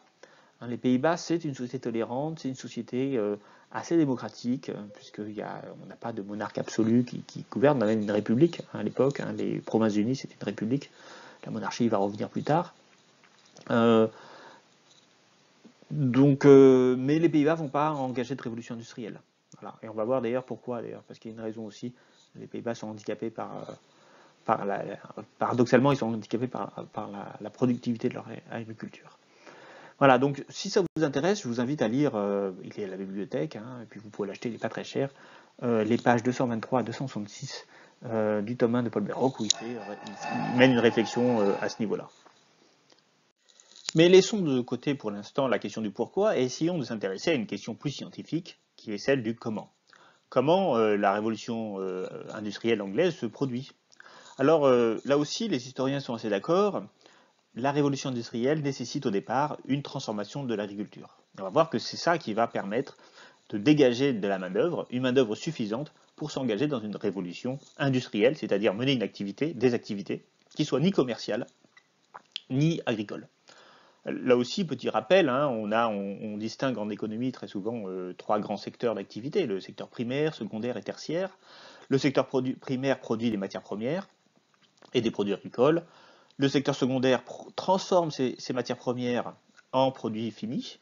Et puis, le secteur tertiaire fait du commerce et des services. Quand on parle de révolution industrielle, ça veut dire qu'on va voir le développement considérable du secteur secondaire. Pour que ce secteur secondaire se développe, il faudra deux choses. Il faudra d'abord de la technologie, on va le voir, mais il faut aussi, évidemment, de la main-d'œuvre. Or, dans les sociétés traditionnelles, la main-d'œuvre est très majoritairement, à plus de 80% très souvent, de la main-d'œuvre du secteur primaire, c'est-à-dire de l'agriculture.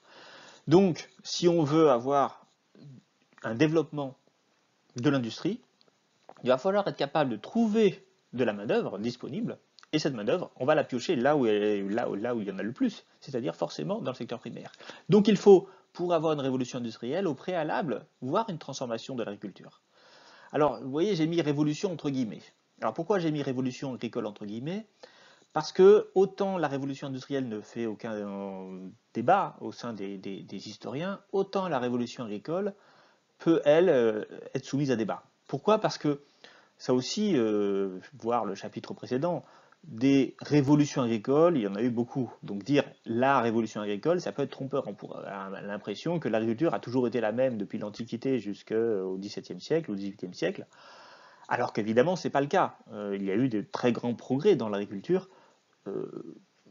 à tout moment de l'histoire humaine depuis le néolithique. Par contre, ce qui est indéniable, c'est qu'il a fallu un progrès moteur pour lancer la révolution industrielle. Donc il a fallu quelque chose de plus, et donc c'est ce petit chose de plus qu'on va voir. Donc quelque chose qui n'est pas unique, c'est-à-dire qu'il y a déjà eu des révolutions agricoles, notamment au Moyen-Âge. Souvenez-vous, j'ai parlé de la charrue, j'ai parlé du développement considérable de la population. On a une multiplication par 2 de la population en quelques siècles en Europe, au milieu du Moyen-Âge, entre l'an 1000 et l'an 1250. Ça veut dire qu'on a produit 2 fois plus de produits agricoles. Donc il y a bien quelque chose qui s'est produit à ce moment-là. Mais il en faut une de plus. Il faut améliorer encore et de manière assez rapide pour pouvoir dégager de la main-d'œuvre.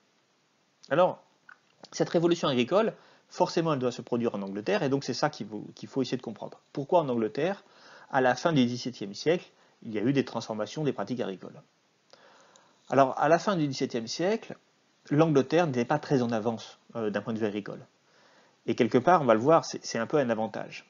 Les régions les plus en avance, c'était l'Italie du Nord et les Pays-Bas. Ce sont concrètement les régions avec les niveaux d'urbanisation les plus élevés d'Europe et presque du monde. Alors là aussi, il faudrait comparer avec la Chine, parce que la Chine avait un taux d'urbanisation extrêmement important. Alors, l'Italie du Nord, c'est pas un pays, hein. L'Italie du Nord, c'est un ensemble d'États, de villes-États, hein, Venise, Gênes, Florence, qui sont des villes extrêmement riches à l'époque. Pourquoi? Parce qu'elles contrôlent le commerce méditerranéen. Les Pays-Bas, c'est un peu pareil, hein. Au XVIIe siècle, c'est un pays très riche, un pays de commerçants. Ils vont coloniser aussi les Antilles, ils vont aller jusqu'en Indonésie, ils vont aller jusqu'au Japon, hein. Le Japon et les Pays-Bas ont eu des liens très forts dès le XVIIe siècle. Et ces Pays-Bas, donc, sont des grands commerçants comme les Italiens du Nord, et donc ils sont riches, et donc ils vont se développer en population, et très vite leur agriculture ne va pas réussir à, à nourrir toute la population, et donc il va falloir qu'ils développent de nouvelles technologies, qu'ils améliorent euh, progressivement leur agriculture. Donc ces régions hein, sont... alors vous voyez, pour les Hollandais, on a pratiquement la moitié de la population qui est urbanisée, ce qui est considérable. Le taux d'urbanisation traditionnel, enfin classique des sociétés traditionnelles, c'est plutôt 80% de rural et 20% d'urbain, ce qui est déjà beaucoup. Dans l'Antiquité, c'était plutôt 90-10, hein, y compris dans l'Antiquité romaine extrêmement développée. Donc là, on a 50-50. C'est énorme. La population urbaine a été multipliée par 3. Et donc, cette population urbaine, comment elle se nourrit? Elle se nourrit par le travail de l'agriculture, qui du coup nécessite une efficacité importante. On va d'ailleurs commencer à ce moment-là, aux Pays-Bas, à chercher à gagner des terres hein, pour nourrir ces populations urbaines très riches. Donc on va faire des polders, hein, c'est-à-dire faire des barrages qui vont reculer la mer du Nord. Et on va, avec les moulins, hein, les moulins hollandais ils viennent de là, en fait c'est des pompes qui vident les territoires récupérés sur la mer de l'eau de mer qu'il y a et qui progressivement va les transformer en terre agricole. Pensez que c'est quand même un travail énorme, hein, parce que le fond de la mer n'est pas très cultivable, hein, y compris quand on enlève l'eau. Hein, ça y reste du sel, c'est pas de la terre très très bonne à cultiver. Donc il va falloir la terraformer, l'améliorer, et on va comme ça gagner des espaces énormes qui vont être consacrés à l'agriculture. Donc la terre est rare, donc la terre est chère, donc on va chercher à maximiser les rendements. Hein, souvenez-vous, on a deux dans l'agriculture, hein, je me répète, on a le rendement et la productivité. Le rendement de la terre, c'est-à-dire la production à l'hectare, et la productivité du travail, qui sont deux choses différentes. Comme on manque de terre, comme on a des besoins de nourriture extrêmement importants à cause de cette population urbaine très importante, eh bien, il faut être capable de travailler la terre de manière extrêmement efficace. Et de fait, l'agriculture hollandaise, c'est un peu la même chose chez les Italiens du Nord. Elle a des rendements 2 à 3 fois supérieurs à ceux des autres pays d'Europe. Les exploitations agricoles sont assez petites. Donc les agriculteurs vont chercher à maximiser le rendement de la terre en augmentant, en améliorant le plus possible la qualité du travail. Et ça va aussi entraîner un coût du travail plus important. Alors, la productivité du travail va être supérieure, mais pas 2 ou 3 fois supérieure, juste 20 à 40% de plus. Concrètement, qu'est-ce que ça veut dire? Ça veut dire qu'en fait, on va tout mettre dans l'amélioration des rendements agricoles parce que la terre est chère, parce qu'elle est rare, parce qu'on a une demande très importante. Et d'ailleurs, la demande très importante des populations européennes en termes de nourriture ne va pas permettre, va être tellement importante que même les agriculteurs des Pays-Bas ne vont pas réussir à nourrir toute la population.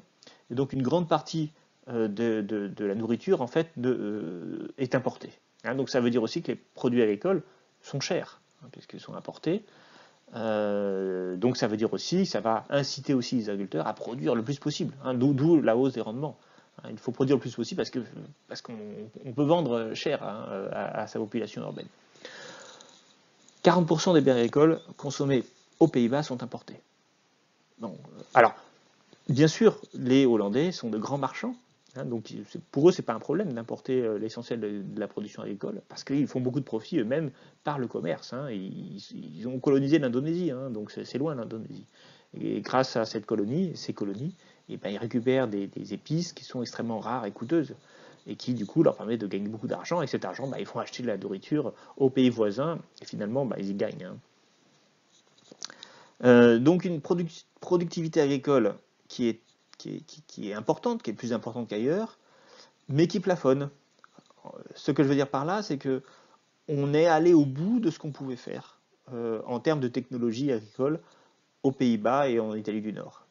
Et en fait, c'est ça qui va expliquer pourquoi est-ce que les Pays-Bas et l'Italie du Nord ne vont pas rentrer dans la révolution industrielle au tout début. Tout à l'heure, je vous disais, la société néerlandaise, c'est une société qui ressemble beaucoup à la société britannique. Des protestants, un pouvoir politique assez tolérant, qui laisse place à l'initiative privée. Mais en fait, qu'est-ce qu'ils ont fait de ça? Ils ont développé le commerce. Hein. Si on a 50% de la population qui est urbaine, ça veut dire que beaucoup de gens travaillent dans le secteur secondaire et tertiaire.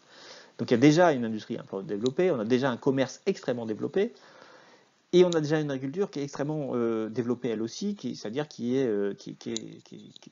exploite les terres de la meilleure façon possible. Donc il n'y a plus de marge de manœuvre pour développer l'industrie. On ne peut plus ponctionner l'agriculture, parce qu'elle est déjà au top en fait. Et c'est la raison pour laquelle on va avoir du mal à trouver de la main-d'œuvre agricole pour aller venir travailler dans l'industrie. En tout cas, au XVIIIe, début du XIXe siècle. Il faudra attendre après une autre révolution pour que vraiment les Néerlandais puissent avoir le développement de leur industrie manufacturière. C'est la même chose pour le commerce. On pourrait prélever sur la population commerciale pour développer l'activité industrielle, hein, sur le secteur tertiaire. Mais encore faudrait-il que le secteur commercial, en quelque sorte, vire les populations. C'est-à-dire qu'il faudrait qu'il y ait des gens qui perdent leur emploi dans le commerce pour venir devenir ouvriers dans les usines. Pensez bien qu'il vaut mieux travailler sur un bateau de commerce que dans une usine. Concrètement, même si les conditions sont dures sur les bateaux, ça n'a rien à voir avec les conditions de travail dans une usine. Bon, ben, il n'y a pas de raison que le commerce s'effondre, puisqu'il nourrit déjà une grande partie de la population, puisqu'il est très rentable. Donc, si vous voulez, les Pays-Bas sont un peu bloqués dans une spécialisation commerciale qui ne va pas leur permettre de s'engager immédiatement dans la révolution industrielle. C'est ce qui explique que les Pays-Bas vont être finalement arrivés un peu en retard dans la révolution industrielle, à partir de la moitié du 19e siècle, hein, alors que, voilà, donc 100 ans après le début de la révolution industrielle en Angleterre.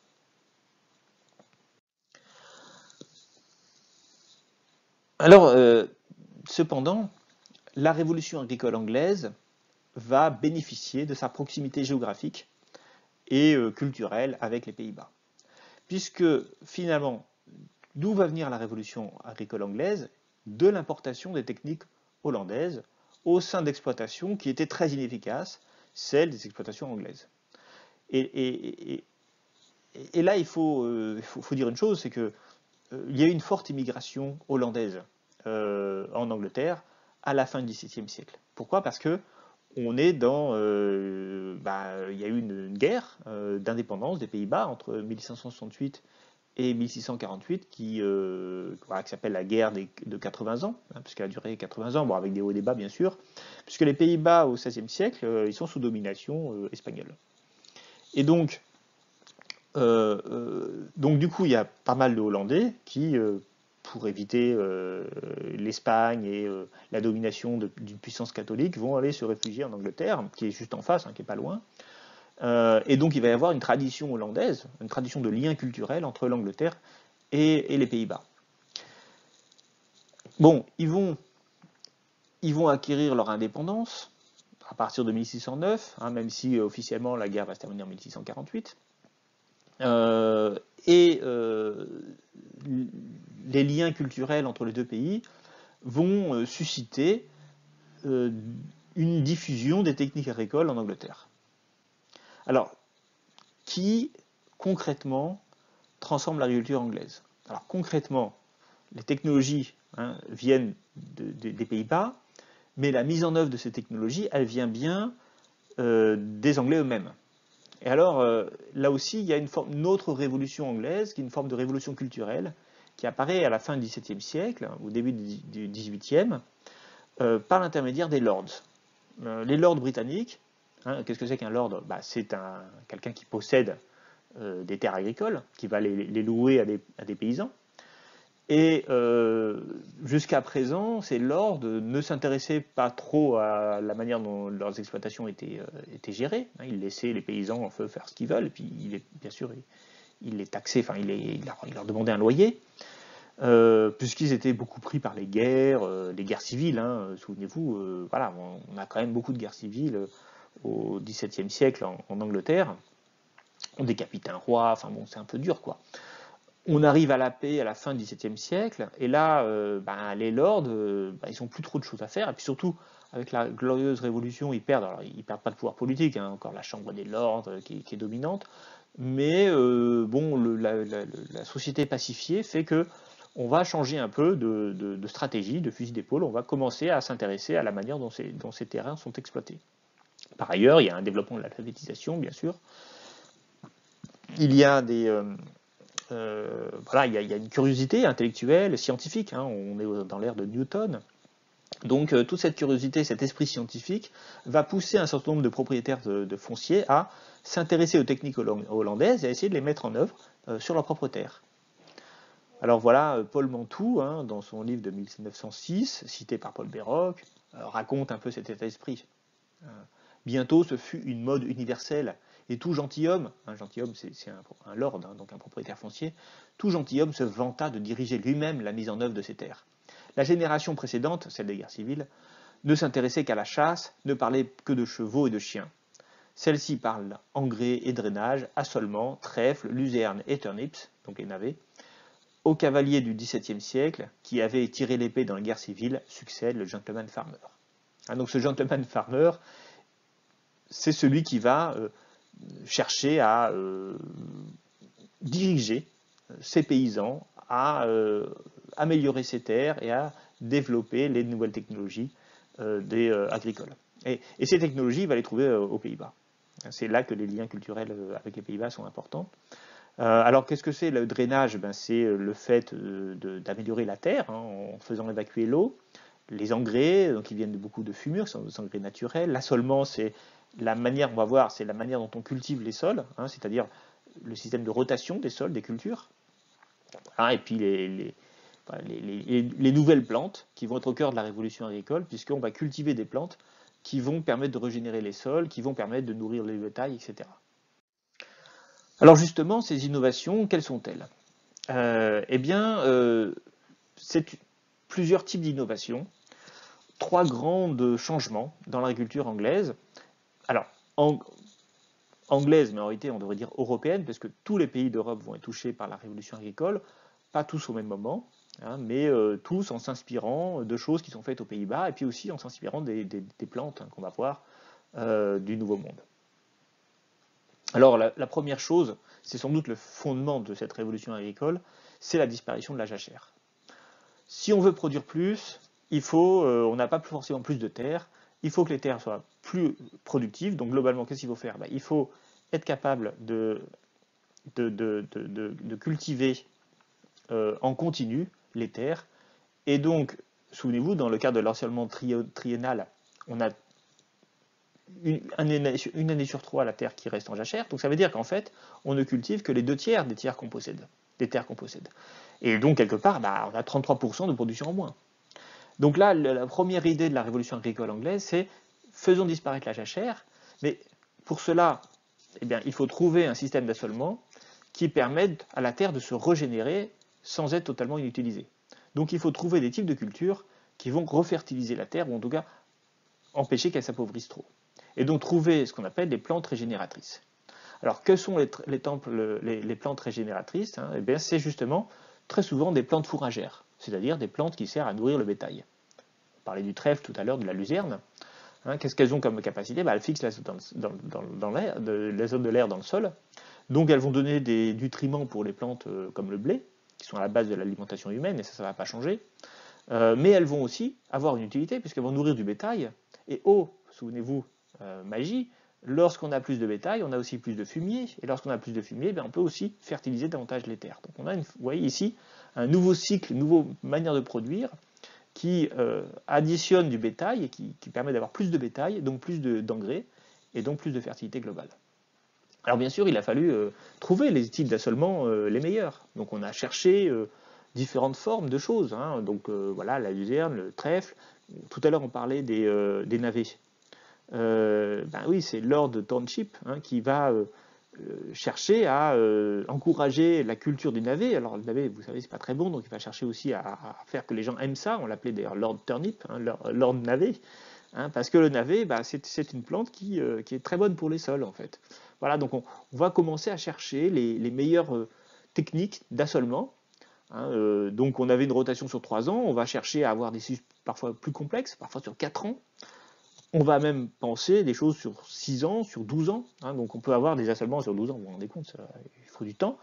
Bon, évidemment, c'est de la technologie, de la science, un peu sous le mode essai-erreur. On essaye, on regarde, on compare. Et donc, on va voir d'ailleurs se développer des revues agricoles, hein, des revues scientifiques qui vont essayer de trouver les meilleures pratiques. Donc, j'ai dit, plus on a de troupeaux, plus on a de fumier, plus on a de fumier, plus on a des terres fertiles. Et donc, la ferme moderne, hein, la ferme du XVIIIe siècle, du XIXe siècle, avant les engrais chimiques, c'est une ferme qui est totalement intégrée. On ne fait pas que, comme aujourd'hui par exemple, qu'une seule culture, que du blé par exemple, ou du maraîchage. On est obligé de multiplier les cultures par ces systèmes d'assolement, et aussi d'avoir à la fois du bétail et des champs cultivés, parce que c'est le bétail qui va nous permettre de fertiliser les champs. Hein, donc on a ici une ferme intégrée. Ça c'est aussi, alors ça existait déjà au Moyen-Âge, mais vraiment on va développer avec ces nouveaux types d'assolement des complémentarités entre les cultures. Ce que d'ailleurs, en passant, on essaie de refaire aujourd'hui pour limiter les engrais chimiques dans le cadre de cultures biologiques. Eh bien, on essaie de retrouver un cycle cohérent. On essaye, par exemple, pour éviter les ravageurs, de mettre différents types de plantes, hein, d'éviter la monoculture et de développer des cultures. Hein, et là, il y a des recherches agronomiques extrêmement intéressantes sur les nouvelles combinaisons de plantes qu'on peut faire, hein, sur un champ. Un deuxième élément qui est en fait la conséquence du premier, on a découvert les Amériques, on a découvert une autre agriculture à base de maïs, de tomates, de haricots, de pommes de terre, hein, patates douces et pommes de terre classiques. Donc toutes ces nouvelles cultures qui viennent des Amériques, eh bien, elles vont être assez rapidement, enfin progressivement en tout cas, elles vont être adoptées dans le vieux continent. Et parfois elles vont être très utiles pour organiser de nouveaux systèmes d'assolement, pour diversifier les cultures. On va aussi avoir de nouveaux, des plantes qui vont venir d'Asie. Alors le sarrasin, d'ailleurs le nom même sarrasin dit d'où ça vient des sarrasins, donc ça vient des Arabes, qui, avec lesquels on échange beaucoup, hein, à coup d'épée et de guerre de Reconquista, mais on échange aussi culturellement, puisque on adopte leur culte, enfin on adopte tout un ensemble de choses, hein. Pensez qu'en français, tous les mots qui commencent par al, notamment alcool et puis d'autres, sont des mots arabes, hein, algèbre, hein, voilà. Bon, et bien aussi, on récupère aussi des nouvelles plantes, le sarrasin, avec laquelle on fait la galette de blé noir, vous le savez, ou parfois on redécouvre des anciens légumes ou autres, notamment des légumineuses, comme le navet, comme la carotte, etc., le chou, qu'on cultivait dans l'Antiquité, mais qu'on avait un peu oublié. Là aussi. Donc voilà, donc toute cette diversification va permettre de faire des expérimentations, de trouver les meilleures combinaisons de plantes pour éviter la jachère. La pomme de terre va prendre une importance considérable dans l'alimentation européenne. Et on va prendre du temps parce qu'on découvre les Amériques au XVIe siècle, enfin à la fin du XVe, mais en réalité au XVIe. La pomme de terre ne va commencer vraiment à être utilisée dans l'alimentation humaine en Europe que, parce qu'au début on les donne aux cochons, tout ça, là, mais après très vite on va s'apercevoir qu'en fait c'est pas mauvais du tout, et on va les manger à partir de la fin du XVIIIe siècle. Mais au XIXe siècle, ça va devenir la base alimentaire d'un certain nombre de pays, et en particulier de l'Irlande. Hein, et la grande famine irlandaise du milieu du XIXe siècle, qui va faire 1 million de morts, c'est la dernière grande famine en Europe de l'Ouest. Ça va être dû simplement à un champignon, le mildiou, qui va s'attaquer à la pomme de terre. Et donc, vous voyez, une plante qui disparaît ou qui est menacée par un champignon, Ça crée une famine énorme en Irlande et dans toute l'Europe. Hein. Il y a des disettes, il y a les prix agricoles qui augmentent. On perd aussi toutes nos vignes en France hein, à ce moment-là, puisque le mildiou va aussi s'attaquer à la vigne. Et d'ailleurs, enfin, on a failli plus avoir de vignobles du tout. Hein. Il a fallu qu'on trouve un cépage résistant, c'était compliqué, enfin des cépages maintenant résistants. Ça a été très long et on a dû reconstruire toutes nos vignes à la fin du XIXe siècle à cause de ce champignon. Voilà, donc ça aussi, ça montre que certaines voilà, plantes du Nouveau Monde vont très vite coloniser les assiettes.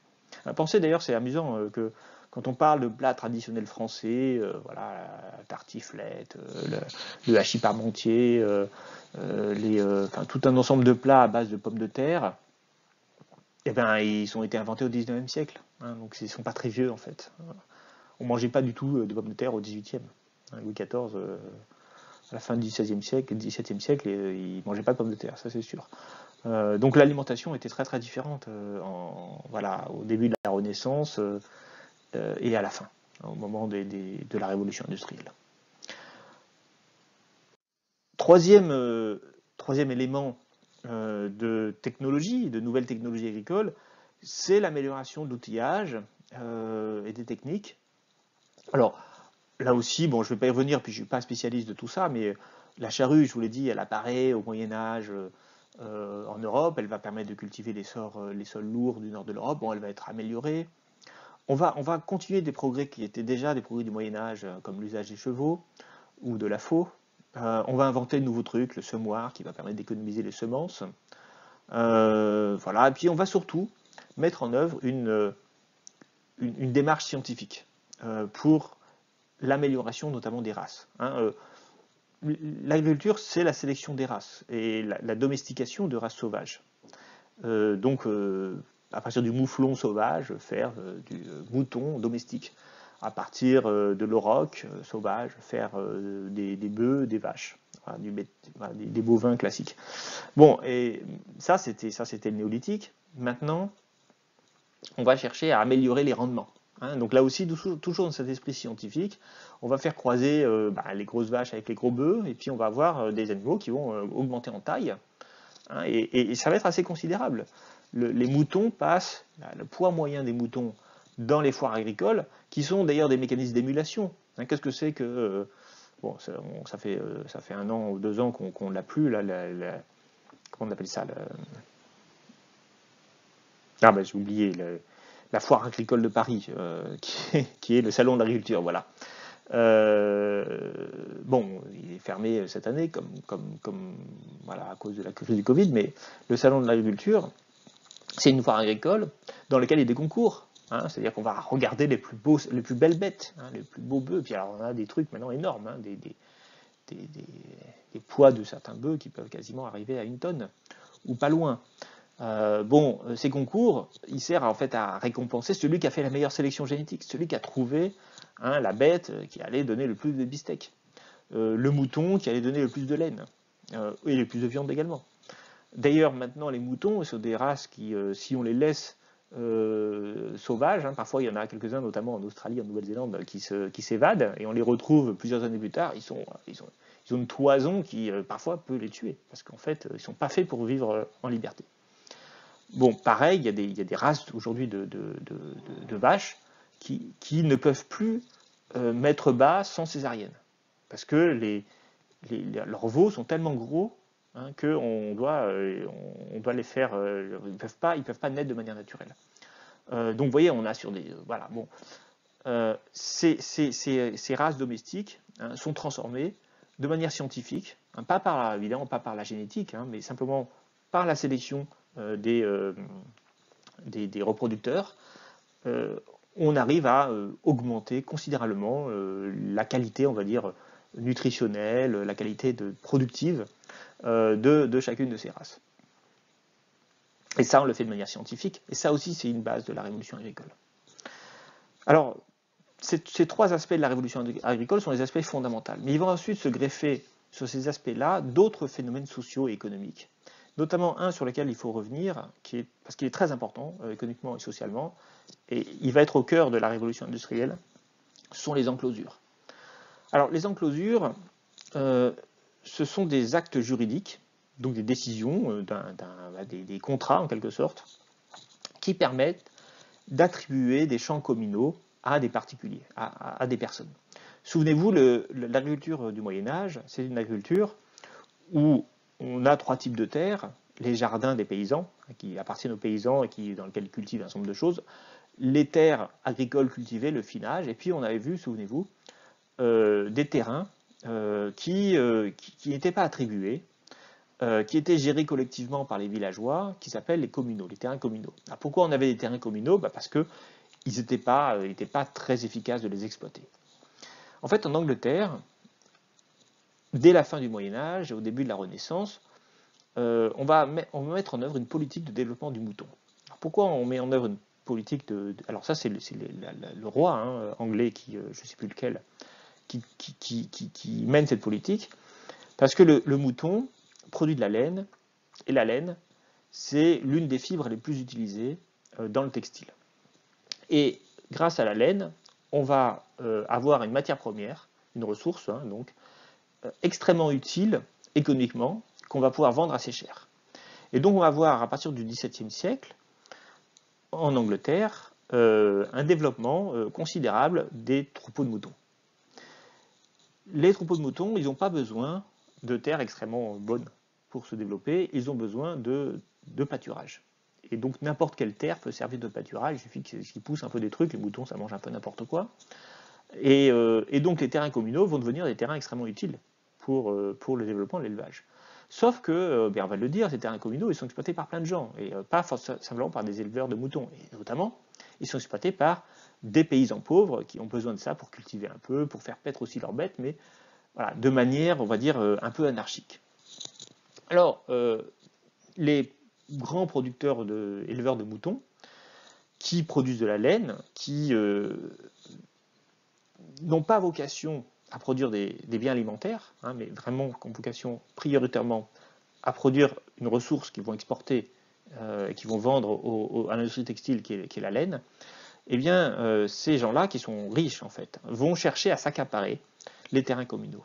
Et en fait, ces actes d'enclosure, eh bien, c'est des négociations qui disent, ben voilà, maintenant, ces terrains communaux, ils appartiennent à vous.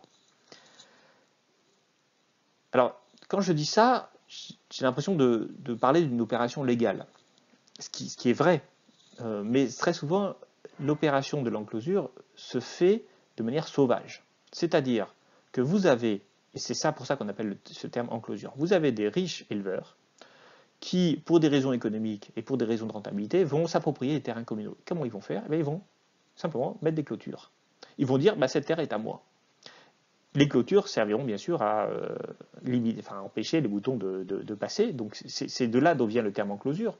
Mais il faut bien comprendre que parfois, l'enclosure se fait sans aucune concertation et de manière assez violente en fait. Je m'accapare un truc qui n'est pas à moi.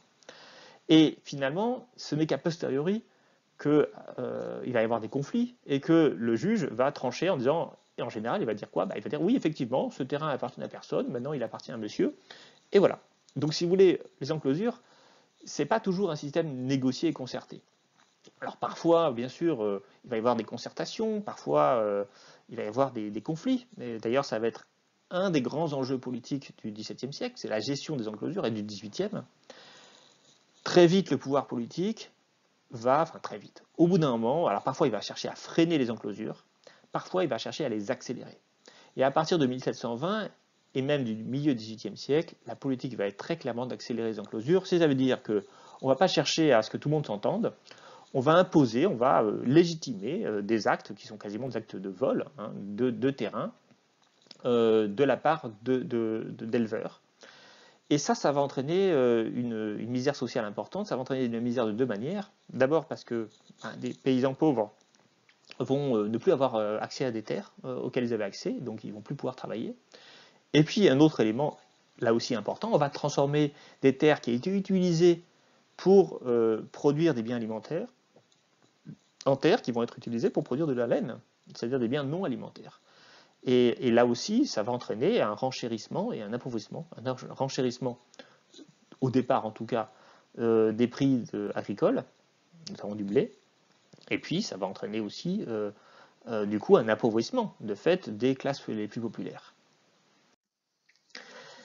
Et donc c'est ça qui va se passer, c'est que les enclosures vont entraîner la concentration des terres au profit des grands propriétaires, de ceux qui possèdent déjà des terres, parce que très souvent, je l'ai dit, ce sont les riches propriétaires, les riches éleveurs qui vont s'approprier ces terres.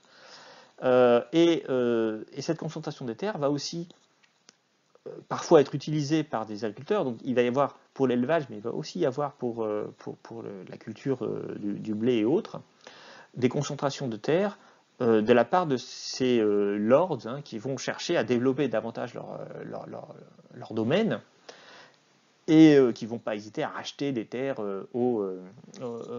à d'autres paysans plus petits. Et donc, en fait, tout ça va entraîner le déclin des petits paysans. Alors, il y a 3 types de petits paysans. D'abord, les plus riches, ceux qui étaient des paysans fortunés du Moyen-Âge, les yeomen. Les yeomen, ce sont des paysans riches qui sont riches justement parce qu'ils possèdent les terres qu'ils cultivent. Donc, c'est souvent eux qui vont avoir des capitaux pour se lancer dans l'industrie. Ensuite, on a des paysans plus pauvres, qui donc sont obligés de louer les terres qu'ils cultivent. Alors d'abord, il y a les cottagers. Les cottagers, donc, vous savez, en Angleterre, les cottages, c'est des petites maisons, bon, voilà, un peu modestes, qui sont dans la campagne, et qui sont typiquement les maisons des cottagers, donc, c'est-à-dire, ils disposent d'une petite propriété, cette propriété n'est pas suffisante pour gagner vraiment de l'argent, et donc ils vont aussi louer en plus des terres aux lords du coin. Et puis on a les squatters, là aussi c'est pas difficile à comprendre, les squatters, ils squattent, c'est-à-dire qu'ils n'ont pas de propriété, et donc ils vont louer, et parfois ils vont avoir du mal, louer des terres aux lords. Mais vous voyez, c'est là que le conflit va se faire, c'est-à-dire que les lords, ils vont louer des terres, mais en fait très vite, comme l'élevage du mouton va devenir très rentable, parfois ils vont transformer les terres agricoles en élevage. Et du coup, les squatters, il n'y a plus besoin d'autant de main-d'œuvre pour le mouton. Donc les squatters, ils vont se retrouver sans emploi, en fait. Et même parfois, ils vont sombrer dans la misère.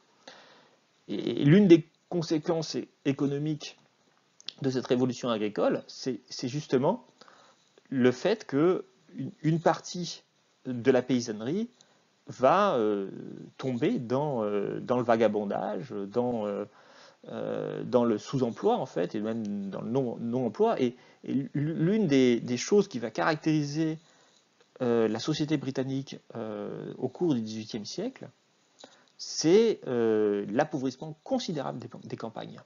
Et là aussi, pensez au texte de Malthus, qui voulait surtout pas que les pauvres se reproduisent, parce qu'il avait peur qu'on ait un développement démographique trop important. C'est aussi que Malthus, et comme tous les gens de cette époque, en fait, est assez effaré par l'augmentation de la pauvreté dans les campagnes. Et cette augmentation de la pauvreté dans la campagne, elle n'est pas liée à rien, elle est liée à ces formes de privatisation de force en fait des terrains. Parce qu'en fait, on pourrait appeler ça aujourd'hui, on dirait des privatisations. C'était pas des biens publics au sens qui appartenaient à l'État, c'était des biens communs, c'est-à-dire des terres qui étaient exploitées par l'ensemble du village en fait, et dans lesquelles la gestion était coordonnée par les habitants. Des éleveurs de moutons arrivent, ils posent des clôtures, ils exproprient en fait ces terrains du village, les villageois de ce terrain, et ils disent ça m'appartient, et ensuite ils vont voir un juge, et puis le juge dit oui, très bien, ça lui appartient. Voilà, c'est ça en fait les enclosures. Et donc c'est extrêmement violent socialement, et ça explique la misère, l'augmentation de la misère au cours du XVIIIe siècle, dans les campagnes en particulier. Alors, qu'est-ce qui va se passer du coup avec les enclosures, et quelles conséquences elles vont avoir? En fait, elles vont avoir le fait, comme conséquence, d'exclure du secteur primaire un certain nombre de populations. Les yeomen, ils vont avoir du mal à concurrencer la performance des lords et de la nouvelle agriculture qui va devenir du coup plus performante avec la disparition de la jachère et avec le développement de la productivité du travail. Qu'est-ce qui se passe si tout d'un coup on développe les rendements et la productivité du travail dans l'agriculture ou dans une partie de l'agriculture? On va produire davantage de blé. On va produire davantage. Donc, tout à l'heure, je vous disais qu'il y a des effets lorsque on utilise des terres agricoles pour de l'élevage. Ça fait augmenter, ça fait baisser la production agricole et donc baisser les prix, mais ensuite, enfin, et augmenter les prix, pardon, des produits agricoles. Et ensuite, quand on va voir se développer les nouvelles technologies agricoles et développer des rendements agricoles supérieurs sur des terres, ça va faire baisser les prix agricoles. Donc, la baisse des prix agricoles va en partie soulager les populations, les classes populaires, mais elle va aussi poser problème aux yeomen. Les yeomen qui, eux, vont se retrouver du coup, à avoir une production qui va valoir de moins en moins. Donc d'abord, on vire les cottagers et les squatters de leur travail, en quelque sorte, et puis ensuite, on produit de manière bien plus efficace la production agricole, ce qui va faire baisser les revenus des yeomen. Les yeomen, qu'est-ce qu'ils vont faire? Alors certains vont rester paysans, vont rester yeomen et vont transformer aussi leurs exploitations et adopter les techniques de la révolution agricole. D'autres, ils vont vendre leurs terres. Ils vont vendre leurs terres à d'autres riches propriétaires. C'est là qu'on va voir ces phénomènes de concentration des terres. Et avec leur capital, qu'est-ce qu'ils vont faire? Eh bien, ils vont devenir entrepreneurs, ils vont faire autre chose, ils vont monter leur affaire. Pas tous, bien sûr, mais certains d'entre eux. Et ces affaires vont parfois être une affaire purement commerciale et parfois elles vont être une affaire industrielle.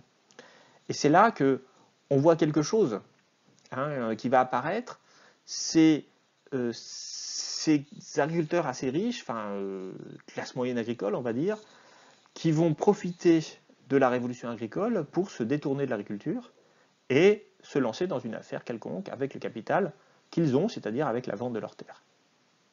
Qui ils vont embaucher? Où ils vont trouver la main-d'œuvre pour entrer dans leurs usines de filature? Eh bien, la main-d'œuvre, elle vient immédiatement, elle vient des cottagers et des squatters. De cette paysannerie pauvre qui, elle, se trouve sans travail, ne parvient plus à vivre de sa propriété foncière pour les cottagers, n'avait aucune propriété et donc de toute façon se retrouve dans la misère. Et donc cette population-là va être la main-d'œuvre qui va pouvoir s'embaucher dans les usines créées par les yeomen. C'est très schématique ce que je suis en train de vous dire, mais il faut comprendre les mécanismes, comment les gens partent du secteur primaire vers le secteur secondaire. D'ailleurs, j'ouvre une parenthèse. On parle ici de théorie du déversement.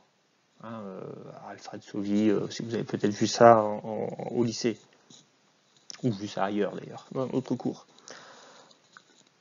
Quand la population passe du secteur primaire au secteur secondaire, on voit ça comme un progrès. Ce qui est vrai, c'est un progrès. Mais ce progrès, il existe parce que les gens n'ont pas vraiment eu le choix, en fait. C'est-à-dire que concrètement, c'est pas par esprit de progrès qu'ils se sont dit, tiens, on va devenir ouvrier dans une usine. Ils étaient bien plus heureux agriculteurs. Enfin, je veux dire, le travail agricole est bien plus sain que le travail en usine. La vie dans la campagne, à l'époque, est bien plus saine que la vie dans les bas-fonds de Londres. D'ailleurs, ça se mesure puisqu'on a un taux de mortalité très important dans les villes au XIXe siècle, beaucoup plus important que dans les campagnes. Une surmortalité urbaine, on appelle ça. Les conditions de travail sont effroyables. Ce progrès de la société, il s'appuie sur une misère humaine, une misère sociale. Si les gens arrêtent l'agriculture, c'est pas parce qu'ils ont l'espoir d'une vie meilleure, c'est parce qu'ils n'ont pas le choix. Et donc cette révolution agricole, elle ne peut se faire que parce que des gens perdent leur emploi, perdent leur activité traditionnelle et sont obligés, pour survivre, de se trouver vers d'autres travails. Et du travail très mal rémunéré. Je ne crois pas que les cottagers ou les squatters qui partent, qui n'ont plus d'emploi et qui partent dans les villes et qui font des enfants, avaient pour rêve de mettre leurs enfants dans l'usine à 5 ans. Je crois que s'ils font ça, c'est qu'ils n'ont pas le choix. Et s'ils n'ont pas le choix, c'est parce qu'ils vivent dans la misère tout en travaillant. Pour la société britannique, ces ouvriers dans les usines, c'est mieux que les vagabonds et les brigands. Donc il y a aussi un développement politique de mise au travail de ces classes populaires qui en fait sont pour la bourgeoisie et pour l'aristocratie anglaise des classes dangereuses.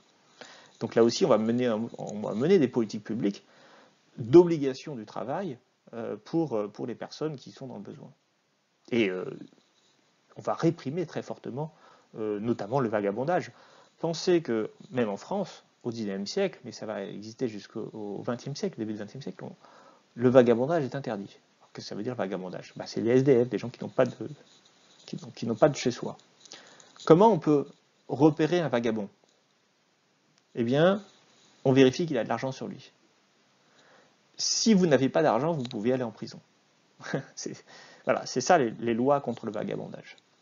Euh, et donc, et alors en fait, on ne veut pas vous mettre en prison, on va ensuite vous mettre dans des workhouses en Angleterre, des maisons de travail, où vous serez obligé de travailler pour gagner votre vie.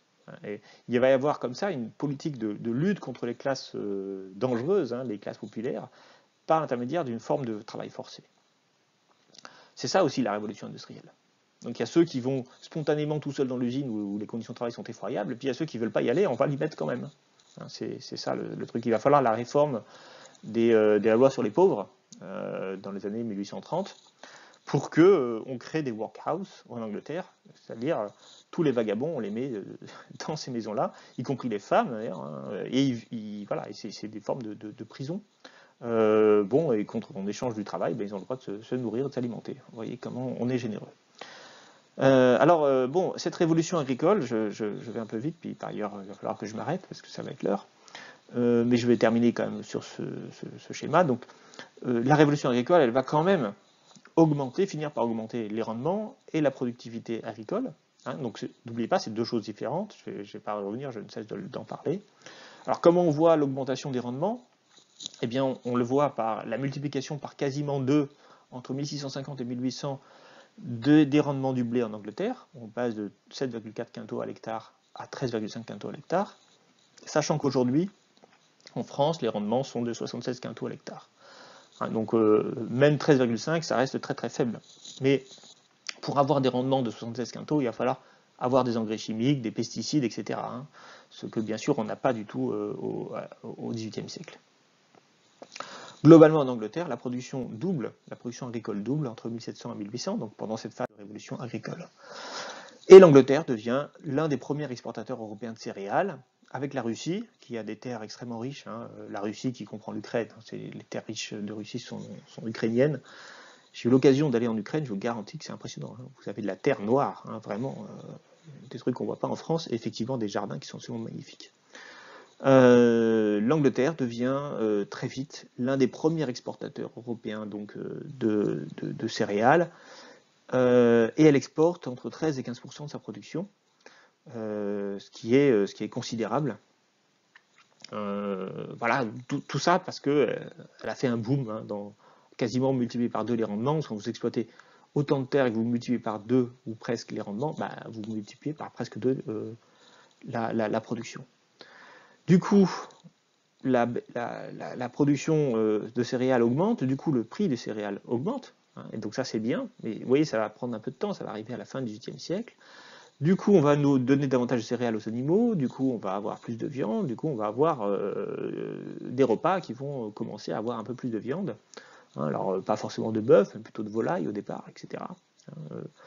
Et donc, évidemment, augmentation de la productivité du travail, qui va en fait se traduire par des baisses d'emploi dans le secteur primaire, et donc des gens, je l'ai dit tout à l'heure, j'ai raconté comment est-ce que ces gens vont finir par travailler dans l'industrie, en général pas tellement volontairement, voilà, on n'a pas envie de travailler à l'usine, c'est quand même le pire des boulots, et on le fait en fait parce qu'on n'a pas le choix, et parce qu'il y a des lois répressives qui nous y obligent. Voilà, je vais m'arrêter là pour aujourd'hui. Pardon pour ce dysfonctionnement dû à ma mauvaise connexion. Je vais mettre ça immédiatement sur YouTube, comme ça vous pourrez voir dès ce soir cette vidéo. Merci et bonnes vacances. On se retrouve dans 2 semaines. Voilà, du coup.